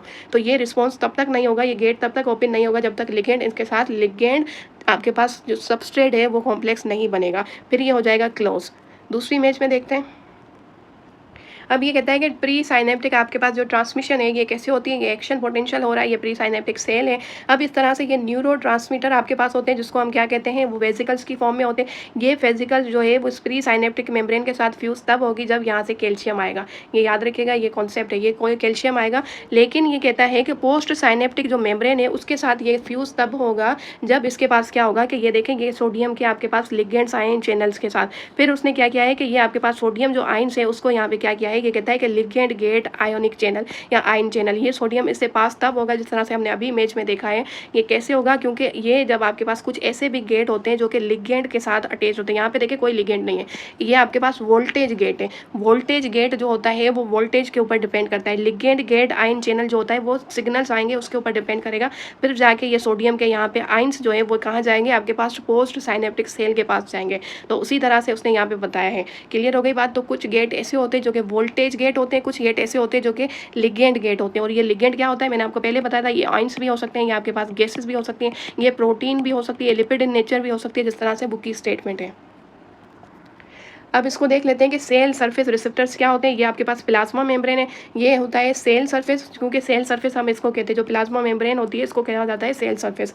अब इसके ऊपर ये कहता है कि रिसेप्टर प्रोटीन है, ये आपके पास प्रोटीन है, ये क्या करेगा, एक्स्ट्रा सेल्यूलर सिग्नल मॉलिक्यूल्स है जो कि रिसेप्टर है, जो कि रिसीव करेगा इसको। जब ये इसको रिसीव करेगा तो वो कहता है कि 1 बाय 1 आपके पास यहाँ पे देखेंगे क्या है कि सिग्नल्स आ रहे हैं, इंट्रा सेल्यूलर सिग्नलिंग मॉलिक्यूल्स, फिर ही जाके ये स्टार्ट होगा। इस तरह से ये आपके पास होती है सेल सरफेस रिसेप्टर्स, ऐसे होते हैं, फिर जाके वो एक्टिविटी होती है। नेक्स्ट बात करते हैं कि आपके पास इंट्रा सेल्यूलर रिसेप्टर्स क्या होते हैं। इंट्रा सेल्यूलर रिसेप्टर्स वही होते हैं कि स्मॉल आपके पास हाइड्रोफोबिक, ये आपके पास हो गए लिपिड इन नेचर। और प्रीवियस जो हमने यहाँ पे पढ़ा था ये प्रोटीनियस, उसने खुद कहा है प्रोटीनियस इन नेचर, जिसकी बात हम बुक में भी कर चुके हैं, जो कि सरफेस के ऊपर आपके पास इन चीज़ों को रिसीव करेंगे, वो प्रोटीनियस इन नेचर होते हैं। अब इंट्रासेल्यूलर वो होते हैं जिनकी नेचर जो आपके पास होती है वो लिपिड इन नेचर होते हैं, उनके सरफेस के ऊपर कोई भी रिसेप्टर्स नहीं होते, वो डायरेक्टली अपने जो हार्मोन्स होते हैं जो वो क्या करेंगे, यहाँ पे सिग्नल जो होते हैं, जो लिगेंड्स जो होते हैं वो अपने यहाँ पे साइटोप्लाज्म में भी कर सकते हैं, कॉम्प्लेक्स बना सकते हैं, और न्यूक्लियस में भी जो है वो अपना यहाँ पे कॉम्प्लेक्स बना सकते हैं। इसने न्यूक्लियस में बनाया तो इसका रिसेप्टर है इंट्रासेल्यूलर रिसेप्टर। एक और पिक्चर के थ्रू इसको देख लेते हैं। यहाँ पे देखें ये प्लाज्मा मेम्ब्रेन है, ये एक्स्ट्रा सेल्यूलर सिग्नल है, ठीक है गया कि ये रेड कलर का जो आपको नजर आ रहा है ये एक्स्ट्रा सेल्यूलर सिग्नल मॉलिक्यूल है, ये रिसेप्टर है, और रिसेप्टर आपको पता है प्रोटीनियस इन नेचर है। तो अब यहाँ पे ये इसके साथ क्या आएगा, सिग्नलिंग पहले कॉम्प्लेक्स बनाएगा, ठीक हो गया कि आपके पास रिसेप्टर लिगेंड, यहाँ पर सिग्नलिंग मॉलिक्यूल हम किसको कहते हैं, लिगेंड। तो ये बन गया आपके पास यहाँ पे रिसेप्टर आपके पास सिग्नल कॉम्प्लेक्स, ये बन चुका है, ये रहा वो कॉम्प्लेक्स। क्लियर हो गई बात। अब हमने पढ़ा था कि उसके बाद यहाँ पे होगा कि आपके पास जो मॉलिक्यूल आया है वो अपनी यहाँ पे स्ट्रक्चर को चेंज करेगा। उसने एक स्ट्रक्चर चेंज की, उसने दूसरी स्ट्रक्चर चेंज की, उसने यहाँ पे तीसरी, क्योंकि इंट्रासेल्यूलर सिग्नलिंग मॉलिक्यूल्स ने उसके ऊपर एक्ट किया है और वो यहाँ पे अपनी स्ट्रक्चर को चेंज किया है। अब यहाँ पे वो कहता है कि मजीद अब उसको क्या करना है, मेटाबॉलिक एक्टिविटी, यानी कि एंजाइम अल्टर करेगा मेटाबॉलिज्म। लेकिन अगर वो मैसेज आया है, आपके पास सिग्नल आया है स्केलेटन प्रोटीन्स को, तो यहाँ पे क्या करेगा, अल्टर करेगा सेल की शेप को, यहाँ पर उसके मूवमेंट को। तो उस तरह से अगर ये यहाँ पे ट्रांसक्रिप्शन रेगुलेटर है तो ये अल्टर करेगा जीन के एक्सप्रेशन को। तो ये आपके पास होते हैं इफेक्टर, यानी कि यहाँ पे रिस्पॉन्स हो रहा है, और ये आपके पास होते हैं टारगेट सेल रिस्पॉन्स। ये याद रखिएगा कि ये अगर यहाँ पे ये इफेक्टर है, इफेक्टर कौन सा है, तो यहाँ पे अगर यहाँ पे इसको ट्रांसक्रिप्शन रेगुलेशन करनी है तो वो जाएगा किसके पास, इस सेल के पास, तो क्योंकि इसका ये टारगेट रिस्पॉन्स है। अगर स्केलेटन आपके पास प्रोटीन्स आ गए हैं, उसका सिग्नल आया है, तो वो अल्टर करेगा आपके पास उस सेल के पास जाके उसकी मूवमेंट और उसकी शेप को चेंज करेगा, क्योंकि ये टारगेट सेल रिस्पॉन्स है और ये आपके पास इफेक्टर प्रोटीन्स है। क्लियर हो गई बात। तो यहाँ पे ये कॉन्सेप्ट आपके बिल्कुल क्लियर होने चाहिए कि किस तरह से ये सारी चेंजेस होती हैं। अब यहाँ पे देखिए आयन चैनल, कुछ आयंस भी होते हैं। अब यहाँ पे क्लोज्ड है ये, लेकिन यहाँ पे इस पॉइंट पे आप देख सकते हैं कि यहाँ पे आपको क्या दिख रहे हैं, कुछ स्ट्रक्चर है और ये क्लोज्ड चैनल है। अब ये आयंस है, ये आयंस भी लिगेंड हो सकते हैं, हम बात कर चुके हैं पहले भी आपके पास क्या है कि ये आयंस भी लिगेंड हो सकते हैं, तो आप उसको कहोगे आयन चैनल कपल्ड रिसेप्टर। तो ये आपके पास सिग्नल मॉलिक्यूल्स आए जिसकी वजह से ये चैनल ओपन हो चुका है। अब ये जो आयंस है, ये ब्लू कलर के आयंस जो है यहाँ से पास हो चुके हैं, लेकिन ये पहले नहीं हुए थे क्योंकि इनको यहाँ पे सिग्नल नहीं मिला था। तो ये आयन चैनल भी आपके पास रिसेप्टर्स हो सकते हैं। और उसके बाद अगर हम बात करें आपके पास एंजाइम की, तो कहता है कि एंजाइम कपल्ड, जिस तरह से सिग्नलिंग मॉलिक्यूल्स जो होता है वो एंजाइम के तौर पे भी काम करता है। ये अभी इनएक्टिव आपके पास कैटालाइटिक एंजाइम है। ये इसका क्या है कि सिग्नल लेकर आया, ये सिग्नल लेकर आया है तो ये एक्टिव हो चुका है। इसकी स्ट्रक्चर को आप देख सकते हैं, इस तरह से उसने एक्टिवेशन दिखाई है। अगर हम इसकी बात करें कि दूसरा एंजाइम, ये सिग्नल मॉलिक्यूल है, अभी ये इनएक्टिव रिसेप्टर है आपके पास। क्लियर हो गई बात। लेकिन ये आपके पास क्या है कि सिग्नलिंग मॉलिक्यूल है, ये आके इन दोनों के ऊपर इस तरह से अटैच हो गया, जिस तरह से इसमें दिखाया, तो ये एक्टिव रिसेप्टर है। एक्टिव रिसेप्टर ने क्या किया, एक्टिवेट किया एसोसिएटेड एंजाइम को। तो उसी तरह से आपके पास ये एक्टिवेशन होती है। कुछ एंजाइम्स भी इनएक्टिवेट होते हैं जो कि इन सिग्नलिंग मॉलिक्यूल्स, और ये सिग्नलिंग मॉलिक्यूल क्या है, आपके पास लिगेंड है। तो ये आइंस की फॉर्म में भी हो सकते हैं, या आपके पास गैसेस की फॉर्म में भी हो सकते हैं, और इनकी अपनी नेचर भी प्रोटीनियस इन नेचर हो सकती है, लिपिड इन नेचर हो सकती है। तो ये आके इनको क्या करते हैं, एक्टिवेट करते हैं ताकि फिर वो प्रोसेस कर सकें। क्लियर हो गई बात। अब हम बात करते हैं कि मेम्ब्रेन ट्रांसपोर्ट मैकेनिज्म क्या होता है। तो कहता है कि सेल को एक जिंदा रहने के लिए यहाँ पे फूड की ज़रूरत पड़ती है, उसके साथ साथ ऑक्सीजन की भी ज़रूरत पड़ती है, यानी कि गैसेस की भी ज़रूरत पड़ती है। ऑक्सीजन भी हो गया, कार्बन डाइऑक्साइड भी हो गया, और उसी तरह से अगर ऑक्सीजन जो है वो अंदर आ रही है तो कार्बन डाइऑक्साइड जो होगी वो कहाँ जाएगी, बाहर जाएगी। वही बात उसने की है कि get rid of the substances. अब कहता है कि membrane transport is a set of the transport mechanism that control. इसके अंदर हम करते क्या है, कंट्रोल करते कि जो सब्सटेंसेज हमारी नेसेसरीज के हैं उसको हम क्या करेंगे, इनटू द सेल जाने देंगे, ठीक हो गया, और जो कि अननेसेसरी है उसको हम क्या करेंगे, आउट भेज देंगे। तो ये होता है कंट्रोल, और ये कंट्रोल हम किसके थ्रू करते हैं, मेम्ब्रेन ट्रांसपोर्ट मैकेनिज्म के थ्रू करते हैं। तो वो उसके अंदर क्या आता है, solute such as ion, small molecules, जिस तरह से through the biological membrane. Biological membrane का क्या मतलब है, वो मेम्ब्रेन कोई भी हो सकती है, ना सिर्फ plasma membrane. Smooth endoplasm reticulum की हो सकती है, राइबोसोम की हो सकती है, एंडोप्लाज्म रेटिकुलम आपके पास हो सकती है, राइबोसोम की हो सकती है, क्लोरोप्लास्ट की हो सकती है, माइटोकॉन्ड्रिया की हो सकती है, कोई भी हो सकती है, बायोलॉजिकल मेम्ब्रेन होनी चाहिए। अब कहता है membrane transport is dependent upon the, अब ये क्वेश्चन आपके पास पेपर में भी आ चुका है नम्स में, और कि ये मेम्ब्रेन ट्रांसपोर्ट डिपेंड किसके ऊपर करता है, परमिएबिलिटी की, यानी कि कितना अलाउ करता है, सॉल्यूट की कंसंट्रेशन के ऊपर, बाहर कितना है अंदर कितना है, size and charge of the solute. वही बात हो गई कि चार्ज और सॉल्यूट आपके पास उसका साइज क्या है, बड़ा है, छोटा है, चार्ज क्या है, पॉजिटिव है या नेगेटिव है। तो ये कहता है कि there are 4 types of the transport mechanism in a cell. Simple diffusion होती है, facilitated diffusion, osmosis and the active transport. और याद रखिएगा कि ये तीनों ही आपके पास जो होती है वो पैसिव में आती है और एक्टिव में हमारे पास दूसरी आती है। जिस तरह से उसने कहा सिंपल और फैसिलिटेटेड डिफ्यूजन और ऑस्मोसिस, ये तीनों ही आपके पास पैसिव में आती है। क्लियर हो गई बात कि आपके पास सिंपल डिफ्यूजन, फैसिलिटेटेड डिफ्यूजन और ऑस्मोसिस, ये तीनों किससे लिंक करती है आपको, ये तीनों ही आपके पास पैसिव ट्रांसपोर्ट होती है। और active transport endocytosis and exocytosis, वो भी हम आगे पढ़ेंगे। ये आपके पास जो है एंडो और आपके पास एक्सो, ये दोनों आपके पास एक्टिव की एग्जांपल है। तो 1 बाय 1 डिटेल में स्टडी करेंगे इनको। सबसे पहले बात करते हैं सिंपल डिफ्यूजन की। तो कहता है सिंपल डिफ्यूजन जो होती है is the movement of the molecules की डिफ्यूजन होती है from the region of the higher concentration to the lower concentration की तरफ जाते हैं। ये आपके पास पैसिव जो आपके पास ट्रांसपोर्ट है ना, उसकी पहली डेफिनेशन का टर्म है कि हाई कंसंट्रेशन से हम लो कंसंट्रेशन की तरफ जाएंगे।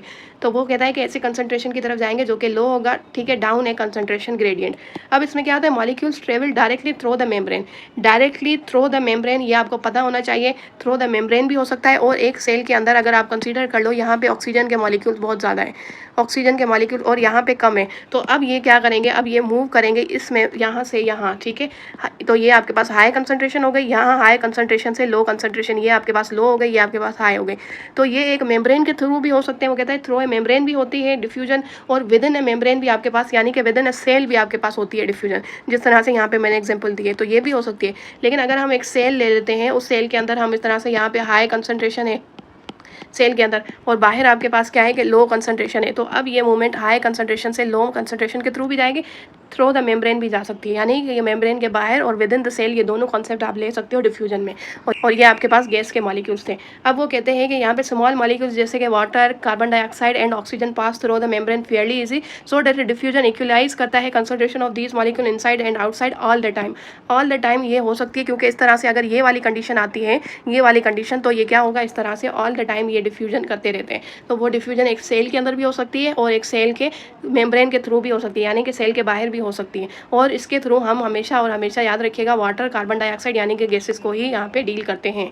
तो कहता है कि molecules move down it's on concentration gradient independently of the other molecule. जिस तरह से ऑक्सीजन जो डिफ्यूज़ होती है लंग्स, अब यहाँ पे क्या है कि आपके पास लंग्स में ऑक्सीजन ज़्यादा है, तो वो यहाँ पे कहता है कि आपके पास क्या करेगा, वो सिंपल डिफ्यूजन करेगा। While at the same times carbon dioxide जो है वो diffuses outside the opposite direction. वही बात हो गई कि लंग्स के अंदर कार्बन डाइऑक्साइड जो होती है वो कम होती है, लेस होती है। ये आपके पास क्या है, हम बना देते हैं, आपको क्लियरली समझ में आए, ये लंग्स है और इस तरह से ये आउटसाइड जाएगी। अब लंग्स के अंदर कार्बन डाइऑक्साइड क्या है कि बहुत ही कम मॉलिक्यूल्स है आपके पास, ठीक हो गया। और बाहर जो ये मॉलिक्यूल्स है वो क्या है, अब वो कहता है oxygen diffuses from the lungs into the आपके पास ब्लड कैपिलरीज। यहाँ पे ब्लड कैपिलरीज होंगी इसके साथ लंग्स के साथ, तो ये यहाँ पे सिंपल डिफ्यूजन करेगा मेम्ब्रेन के थ्रू, और उसी तरह से कार्बन डाइऑक्साइड। अब हम बात ये करते हैं कि आपके पास क्या होता है, हम इसको इमेज के थ्रू भी क्लियर करेंगे। अब हम बात ये करते हैं कि आपके पास फैसिलिटेटेड डिफ्यूजन क्या होती है। मोस्ट वाटर सोल्यूबल मॉलिक्यूल्स के नॉट पास थ्रू द आपके पास लिपिड बाइलियर, ये मोस्ट वाटर सोल्यूबल मॉलिक्यूल्स, ठीक हो गया। They molecules should be small and non polar to the traverse. वही बात हो गई कि थ्रू द मेम्ब्रेन कि these molecules can diffuse only across only with the help of the two types of the protein. एक आपके पास होता है चैनल प्रोटीन, दूसरा होता है कैरियर प्रोटीन, जिस तरह से यहाँ पे उन्होंने दिखाई है होती है। अगर हम किसी मॉलिक्यूल्स की यहाँ पे डिफ्यूजन करवाते हैं एक प्रोटीन्स के थ्रू, तो उसको हम यहाँ पे कहते हैं कि फैसिलिटेटेड डिफ्यूजन। यहाँ पे डिफ्यूजन सिंपल डिफ्यूजन हो रही थी, हम किसी को यहाँ पे हेल्पर के तौर पे यूज़ नहीं कर रहे थे। लेकिन अब हमें कुछ ऐसे मॉलिक्यूल्स होते हैं जो कि डिफ्यूज़ कहता है कि not pass through the lipid bilayer. ये वाले कुछ ऐसे मॉलिक्यूल्स हैं जो कि यहाँ से मेम्ब्रेन से सिंपली पास नहीं हो सकते। तो अब हम यहाँ पे एक हेल्पर यूज़ करते हैं, वो हेल्पर आपके पास होते हैं प्रोटीनियस इन नेचर, वो चैनल प्रोटीन्स भी हो सकती है, वो कैरियर प्रोटीन्स भी हो सकती है। ये यहाँ पे एक हेल्पर के तौर पे काम करती है जो कि इनको पास करवाती है। यही फर्क होता है आपके पास फैसिलिटेटेड डिफ्यूजन में और सिंपल में। सिंपल डिफ्यूजन में हम कोई भी हेल्पर का कॉन्सेप्ट नहीं लेते। अब कहता है द चैनल प्रोटीन हम पहले भी पढ़ चुके हैं। चैनल प्रोटीन किस तरह से ये साथ साथ हेल्प करेगी, help the entry and the exit of the substances. They are two types of the protein, एक होता है ओपन प्रोटीन, दूसरा होता है क्लोज प्रोटीन। ओपन कैसे होगा, open channel protein create a pore in the cell, ठीक है, allow the charge of the molecule to pass through. Clear हो गई बात। और कहता है कि gate channel protein are either close भी हो सकता है और आपके पास ओपन भी हो सकता है। जिस तरह से कैरियर प्रोटीन यहाँ पे ये क्या है, लिगेंड्स की ही बात कर रहा है कि लिगेंड आके उसको एक्टिवेट करेगा तो वो क्लोज होगा, फिर ओपन हो जाएगा, और समटाइम्स ये ओपन भी होते हैं। उसी तरह से अब हम बात करते हैं कि आपके पास किस तरह से ये आपके पास हो गया, ये आपकी इस तरह की बात की है चैनल प्रोटीन की, कि चैनल प्रोटीन इस तरह से ये ओपन आपके पास चैनल प्रोटीन है, ये प्रोटीन चैनल क्या है, ये ओपन है। तो इस तरह से वो कहता है कि क्लोज भी हो सकता है, यहाँ पे भी लिगेंड आ सकता है जो कि इसको एक्टिवेट करेगा और फिर इस तरह से वो पास होगा। तो सेम तरीके से कैरियर प्रोटीन भी होते हैं। कहता है protein are present on the cell wall, they carry the molecules change the shape of the molecules. वही बात हो गई, ये प्रोटीन जो है वो इसके पास आएगा, फिर ये यहाँ पे मॉलिक्यूल की यहाँ पे चेंज करेगा। यहाँ पे लिखा हुआ है कि आपके पास shape of the molecule, change the shape of the molecule. कहता है कि change the shape of the molecule, statement में ये लिखा हुआ है, लेकिन आपकी इमेज में कोई भी चेंजेस नहीं आएंगे। यहाँ पे देखें कोई भी चेंज नहीं आया है, ये भी सेम है और यहाँ पे ऊपर भी सेम है। तो यहाँ पे इमेज में और स्टेटमेंट में थोड़ा फ़र्क है, ये देख लीजिएगा, ठीक है। और फिर उसके बाद कहता है कि release the molecule to the other side, temperature and the आपके पास सेचुरेशन इफेक्ट जो होता है आपके पास, वो क्या करता है, कैरियर प्रोटीन्स को इफेक्ट करता है। ये याद रखिएगा, कैरियर प्रोटीन किस पे डिपेंड है, टेम्परेचर पे और सेचुरेशन पे।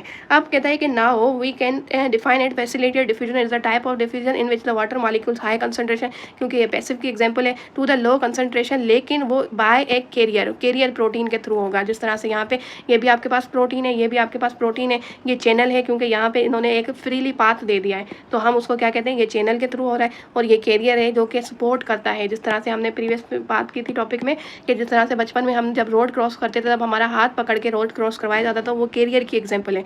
और ओपन मतलब पाथ दे दिया है, आप खुद चले जाओ।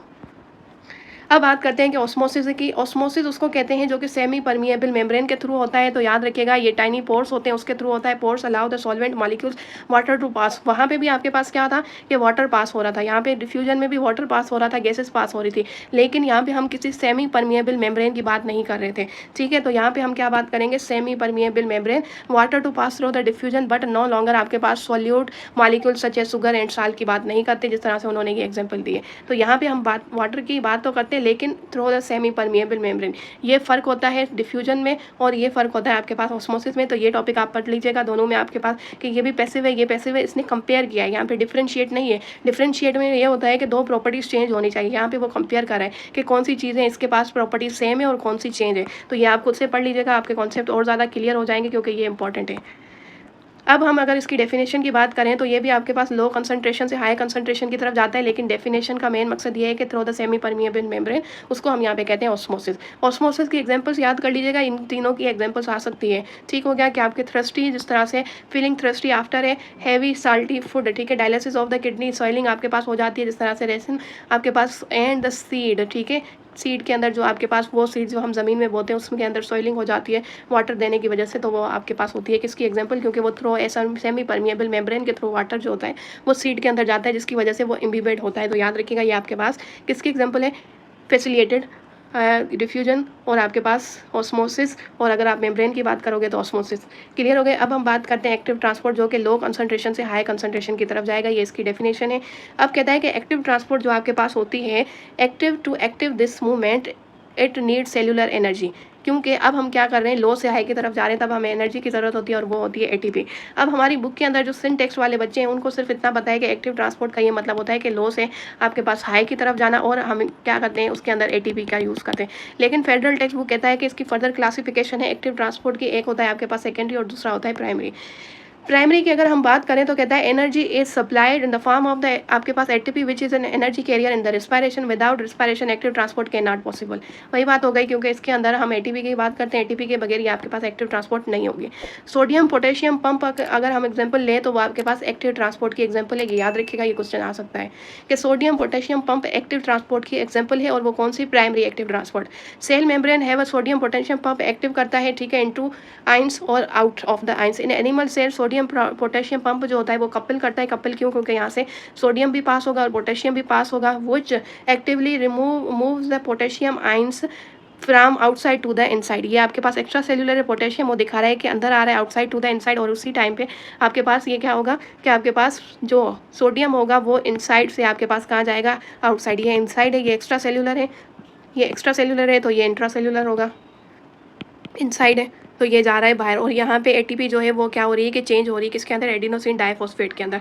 Its importance is revealed bye is used आपके पास सोडियम पोटेशियम, वो कहता है कि ये कैसे होगा, ये आपके पास revealed by a fact that more than a third of the आपके पास ATP is used to pump the sodium potassium, क्योंकि हम अगेंस्ट द ग्रेविटी जा रहे हैं, अगेंस्ट द कंसंट्रेशन जा रहे हैं, आप ग्रेविटी भी कह सकते हो, कंसंट्रेशन भी कह सकते हो, तब उसी के लिए हमें यहाँ पे एटीपी की जरूरत पड़ती है जो कि इनको अगेंस्ट द ग्रेडियंट लेकर जाए। और ये हम बात करते हैं क्या, प्राइमरी एक्टिव ट्रांसपोर्ट। तो सेकेंडरी में क्या होता है, सेकेंडरी ये हमारे लिए सिंटेक्स्ट के बच्चों के लिए एक नया पॉइंट है, नई कॉन्सेप्ट है, नई नॉलेज है, तो आप फोकस कीजिएगा। कहता है कि सेकेंडरी एक्टिव ट्रांसपोर्ट यूज़ करता है यहाँ पे इलेक्ट्रोकेमिकल एनर्जी, यानी कि यहाँ पे आइंस की बात करें। इलेक्ट्रो का क्या मतलब होता है, आइंस, और केमिकल्स का क्या मतलब होता है, इलेक्ट्रो का मतलब आपके पास होता है वोल्ट, केमिकल का मतलब होता है आइंस। कि हम यहाँ पे क्या बात करेंगे, आइंस की, और यहाँ पे जो आपके पास पोटेंशियल होता है उसकी बात करेंगे। इट टेक्स बायोलॉजिकल, वही बात होता है, प्लेस करेगा biological membrane in it at transporter protein, couple करेगा किसके साथ, मूवमेंट ऑफ द इलेक्ट्रोकेमिकल, और वो आपके पास कौन से होंगे, मैंने पहले ही बता दिया आपको कि केमिकल्स की बात करेंगे जो कि इनको एक्टिव करेंगे।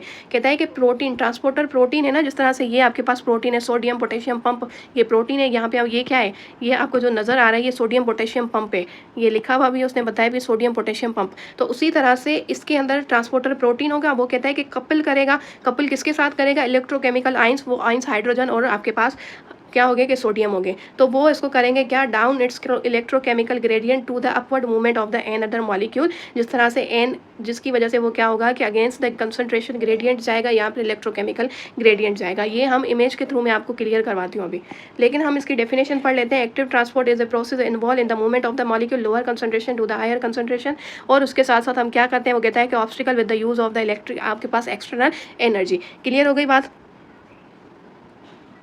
अब यहाँ पे ये एक्टिव ट्रांसपोर्ट इन प्लांट कैसे होती है और इसकी कुछ एग्जांपल्स हैं, ये भी हम देख लेते हैं। लेकिन सबसे पहले सेकेंडरी एक्टिव ट्रांसपोर्ट की इमेज के थ्रू हम देख लेते हैं कि कैसे होता है, कैसे इसके साथ कपल करते हैं ये आइंस।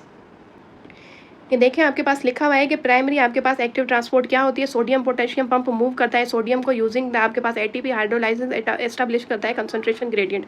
वही बात हो गई कि यहाँ पे आप देखें कि सोडियम के मॉलिक्यूल्स क्या है कि आपके पास ज़्यादा है और यहाँ पे सोडियम के मॉलिक्यूल जो है वो कम है। तो ये कहता है कि सोडियम इस तरह से मूव होगा। अगर हम पोटेशियम की बात करें तो पोटेशियम जो है वो इस तरह से मूव होगा और उसमें हम एनर्जी की बात करेंगे, एटीपी को उसने कन्वर्ट कर दिया किसके अंदर, एडीपी के अंदर।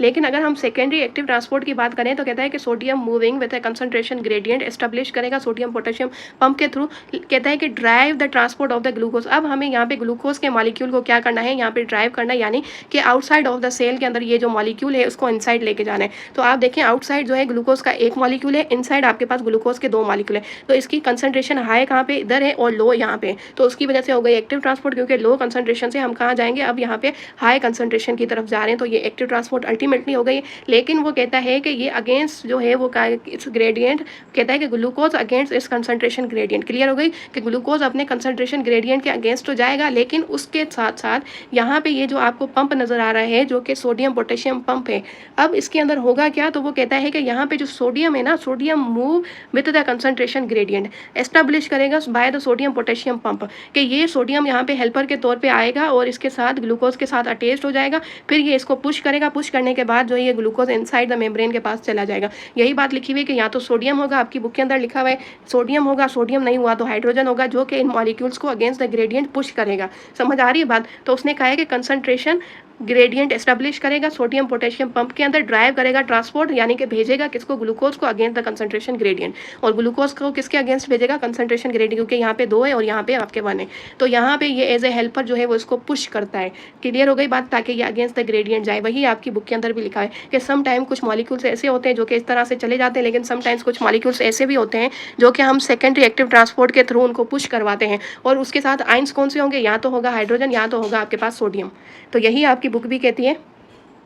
तो आपकी बुक भी यही कहती है कि यहाँ पे ट्रांसपोर्ट यूज़ करेगा electrochemical energy, it takes place in the biological membrane, it is है आपके पास क्या होगा, ट्रांसपोर्ट प्रोटीन कपल के साथ करेगा, कि प्रोटीन जो आपके पास ट्रांसपोर्ट प्रोटीन है उसके साथ क्या करेगा, कपल करेगा। Movement of the electrochemical ions, उसके अंदर सोडियम भी हो सकता है, आपके पास हाइड्रोजन आइन भी हो सकता है, डाउन करेगा its electrochemical gradient to the upward movement of the N other molecule, और एन अदर मॉलिक्यूल जिस तरह से हमने क्या देखा था, ग्लूकोज को अगेंस्ट द ग्रेडियंट ले जाने के लिए ये पुश करेगा। आ गई बात समझ में, क्योंकि सम आपके पास कुछ मॉलिक्यूल्स ऐसे होते हैं जो कि खुद नहीं जा सकते, उनको पुश करना पड़ता है। वहाँ पे हम एनर्जी को हेल्प लेते हैं, एटीपी को यूज़ करते हैं, अगेंस्ट द ग्रेडियंट जाते हैं। तो ये आपके पास हो गया है सेकेंडरी एक्टिव ट्रांसपोर्ट। तो आज के लिए इतना ही। नेक्स्ट जो आपके पास लेक्चर होगा उसके अंदर हम साइटोप्लाज्मिक ऑर्गेनल्स की बात करेंगे, 1 बाय 1 डिटेल में बात करेंगे। अगर आपके कॉन्सेप्ट्स क्लियर हुए हों और मेरे नम्स के इस लेक्चर की वजह से आपके कॉन्सेप्ट क्लियर हुए हों और आपको ये लेक्चर समझ आया हो, तो मेरे लेक्चर को लाइक कीजिएगा, अपने दोस्तों के साथ शेयर भी कीजिएगा और मुझे कमेंट में ज़रूर बताइएगा कि आपको ये मेरा लेक्चर कैसा लगा, क्या मुझे ये सीरीज़ कंटिन्यू करनी चाहिए या नहीं। थैंक यू, अल्लाह हाफिज़।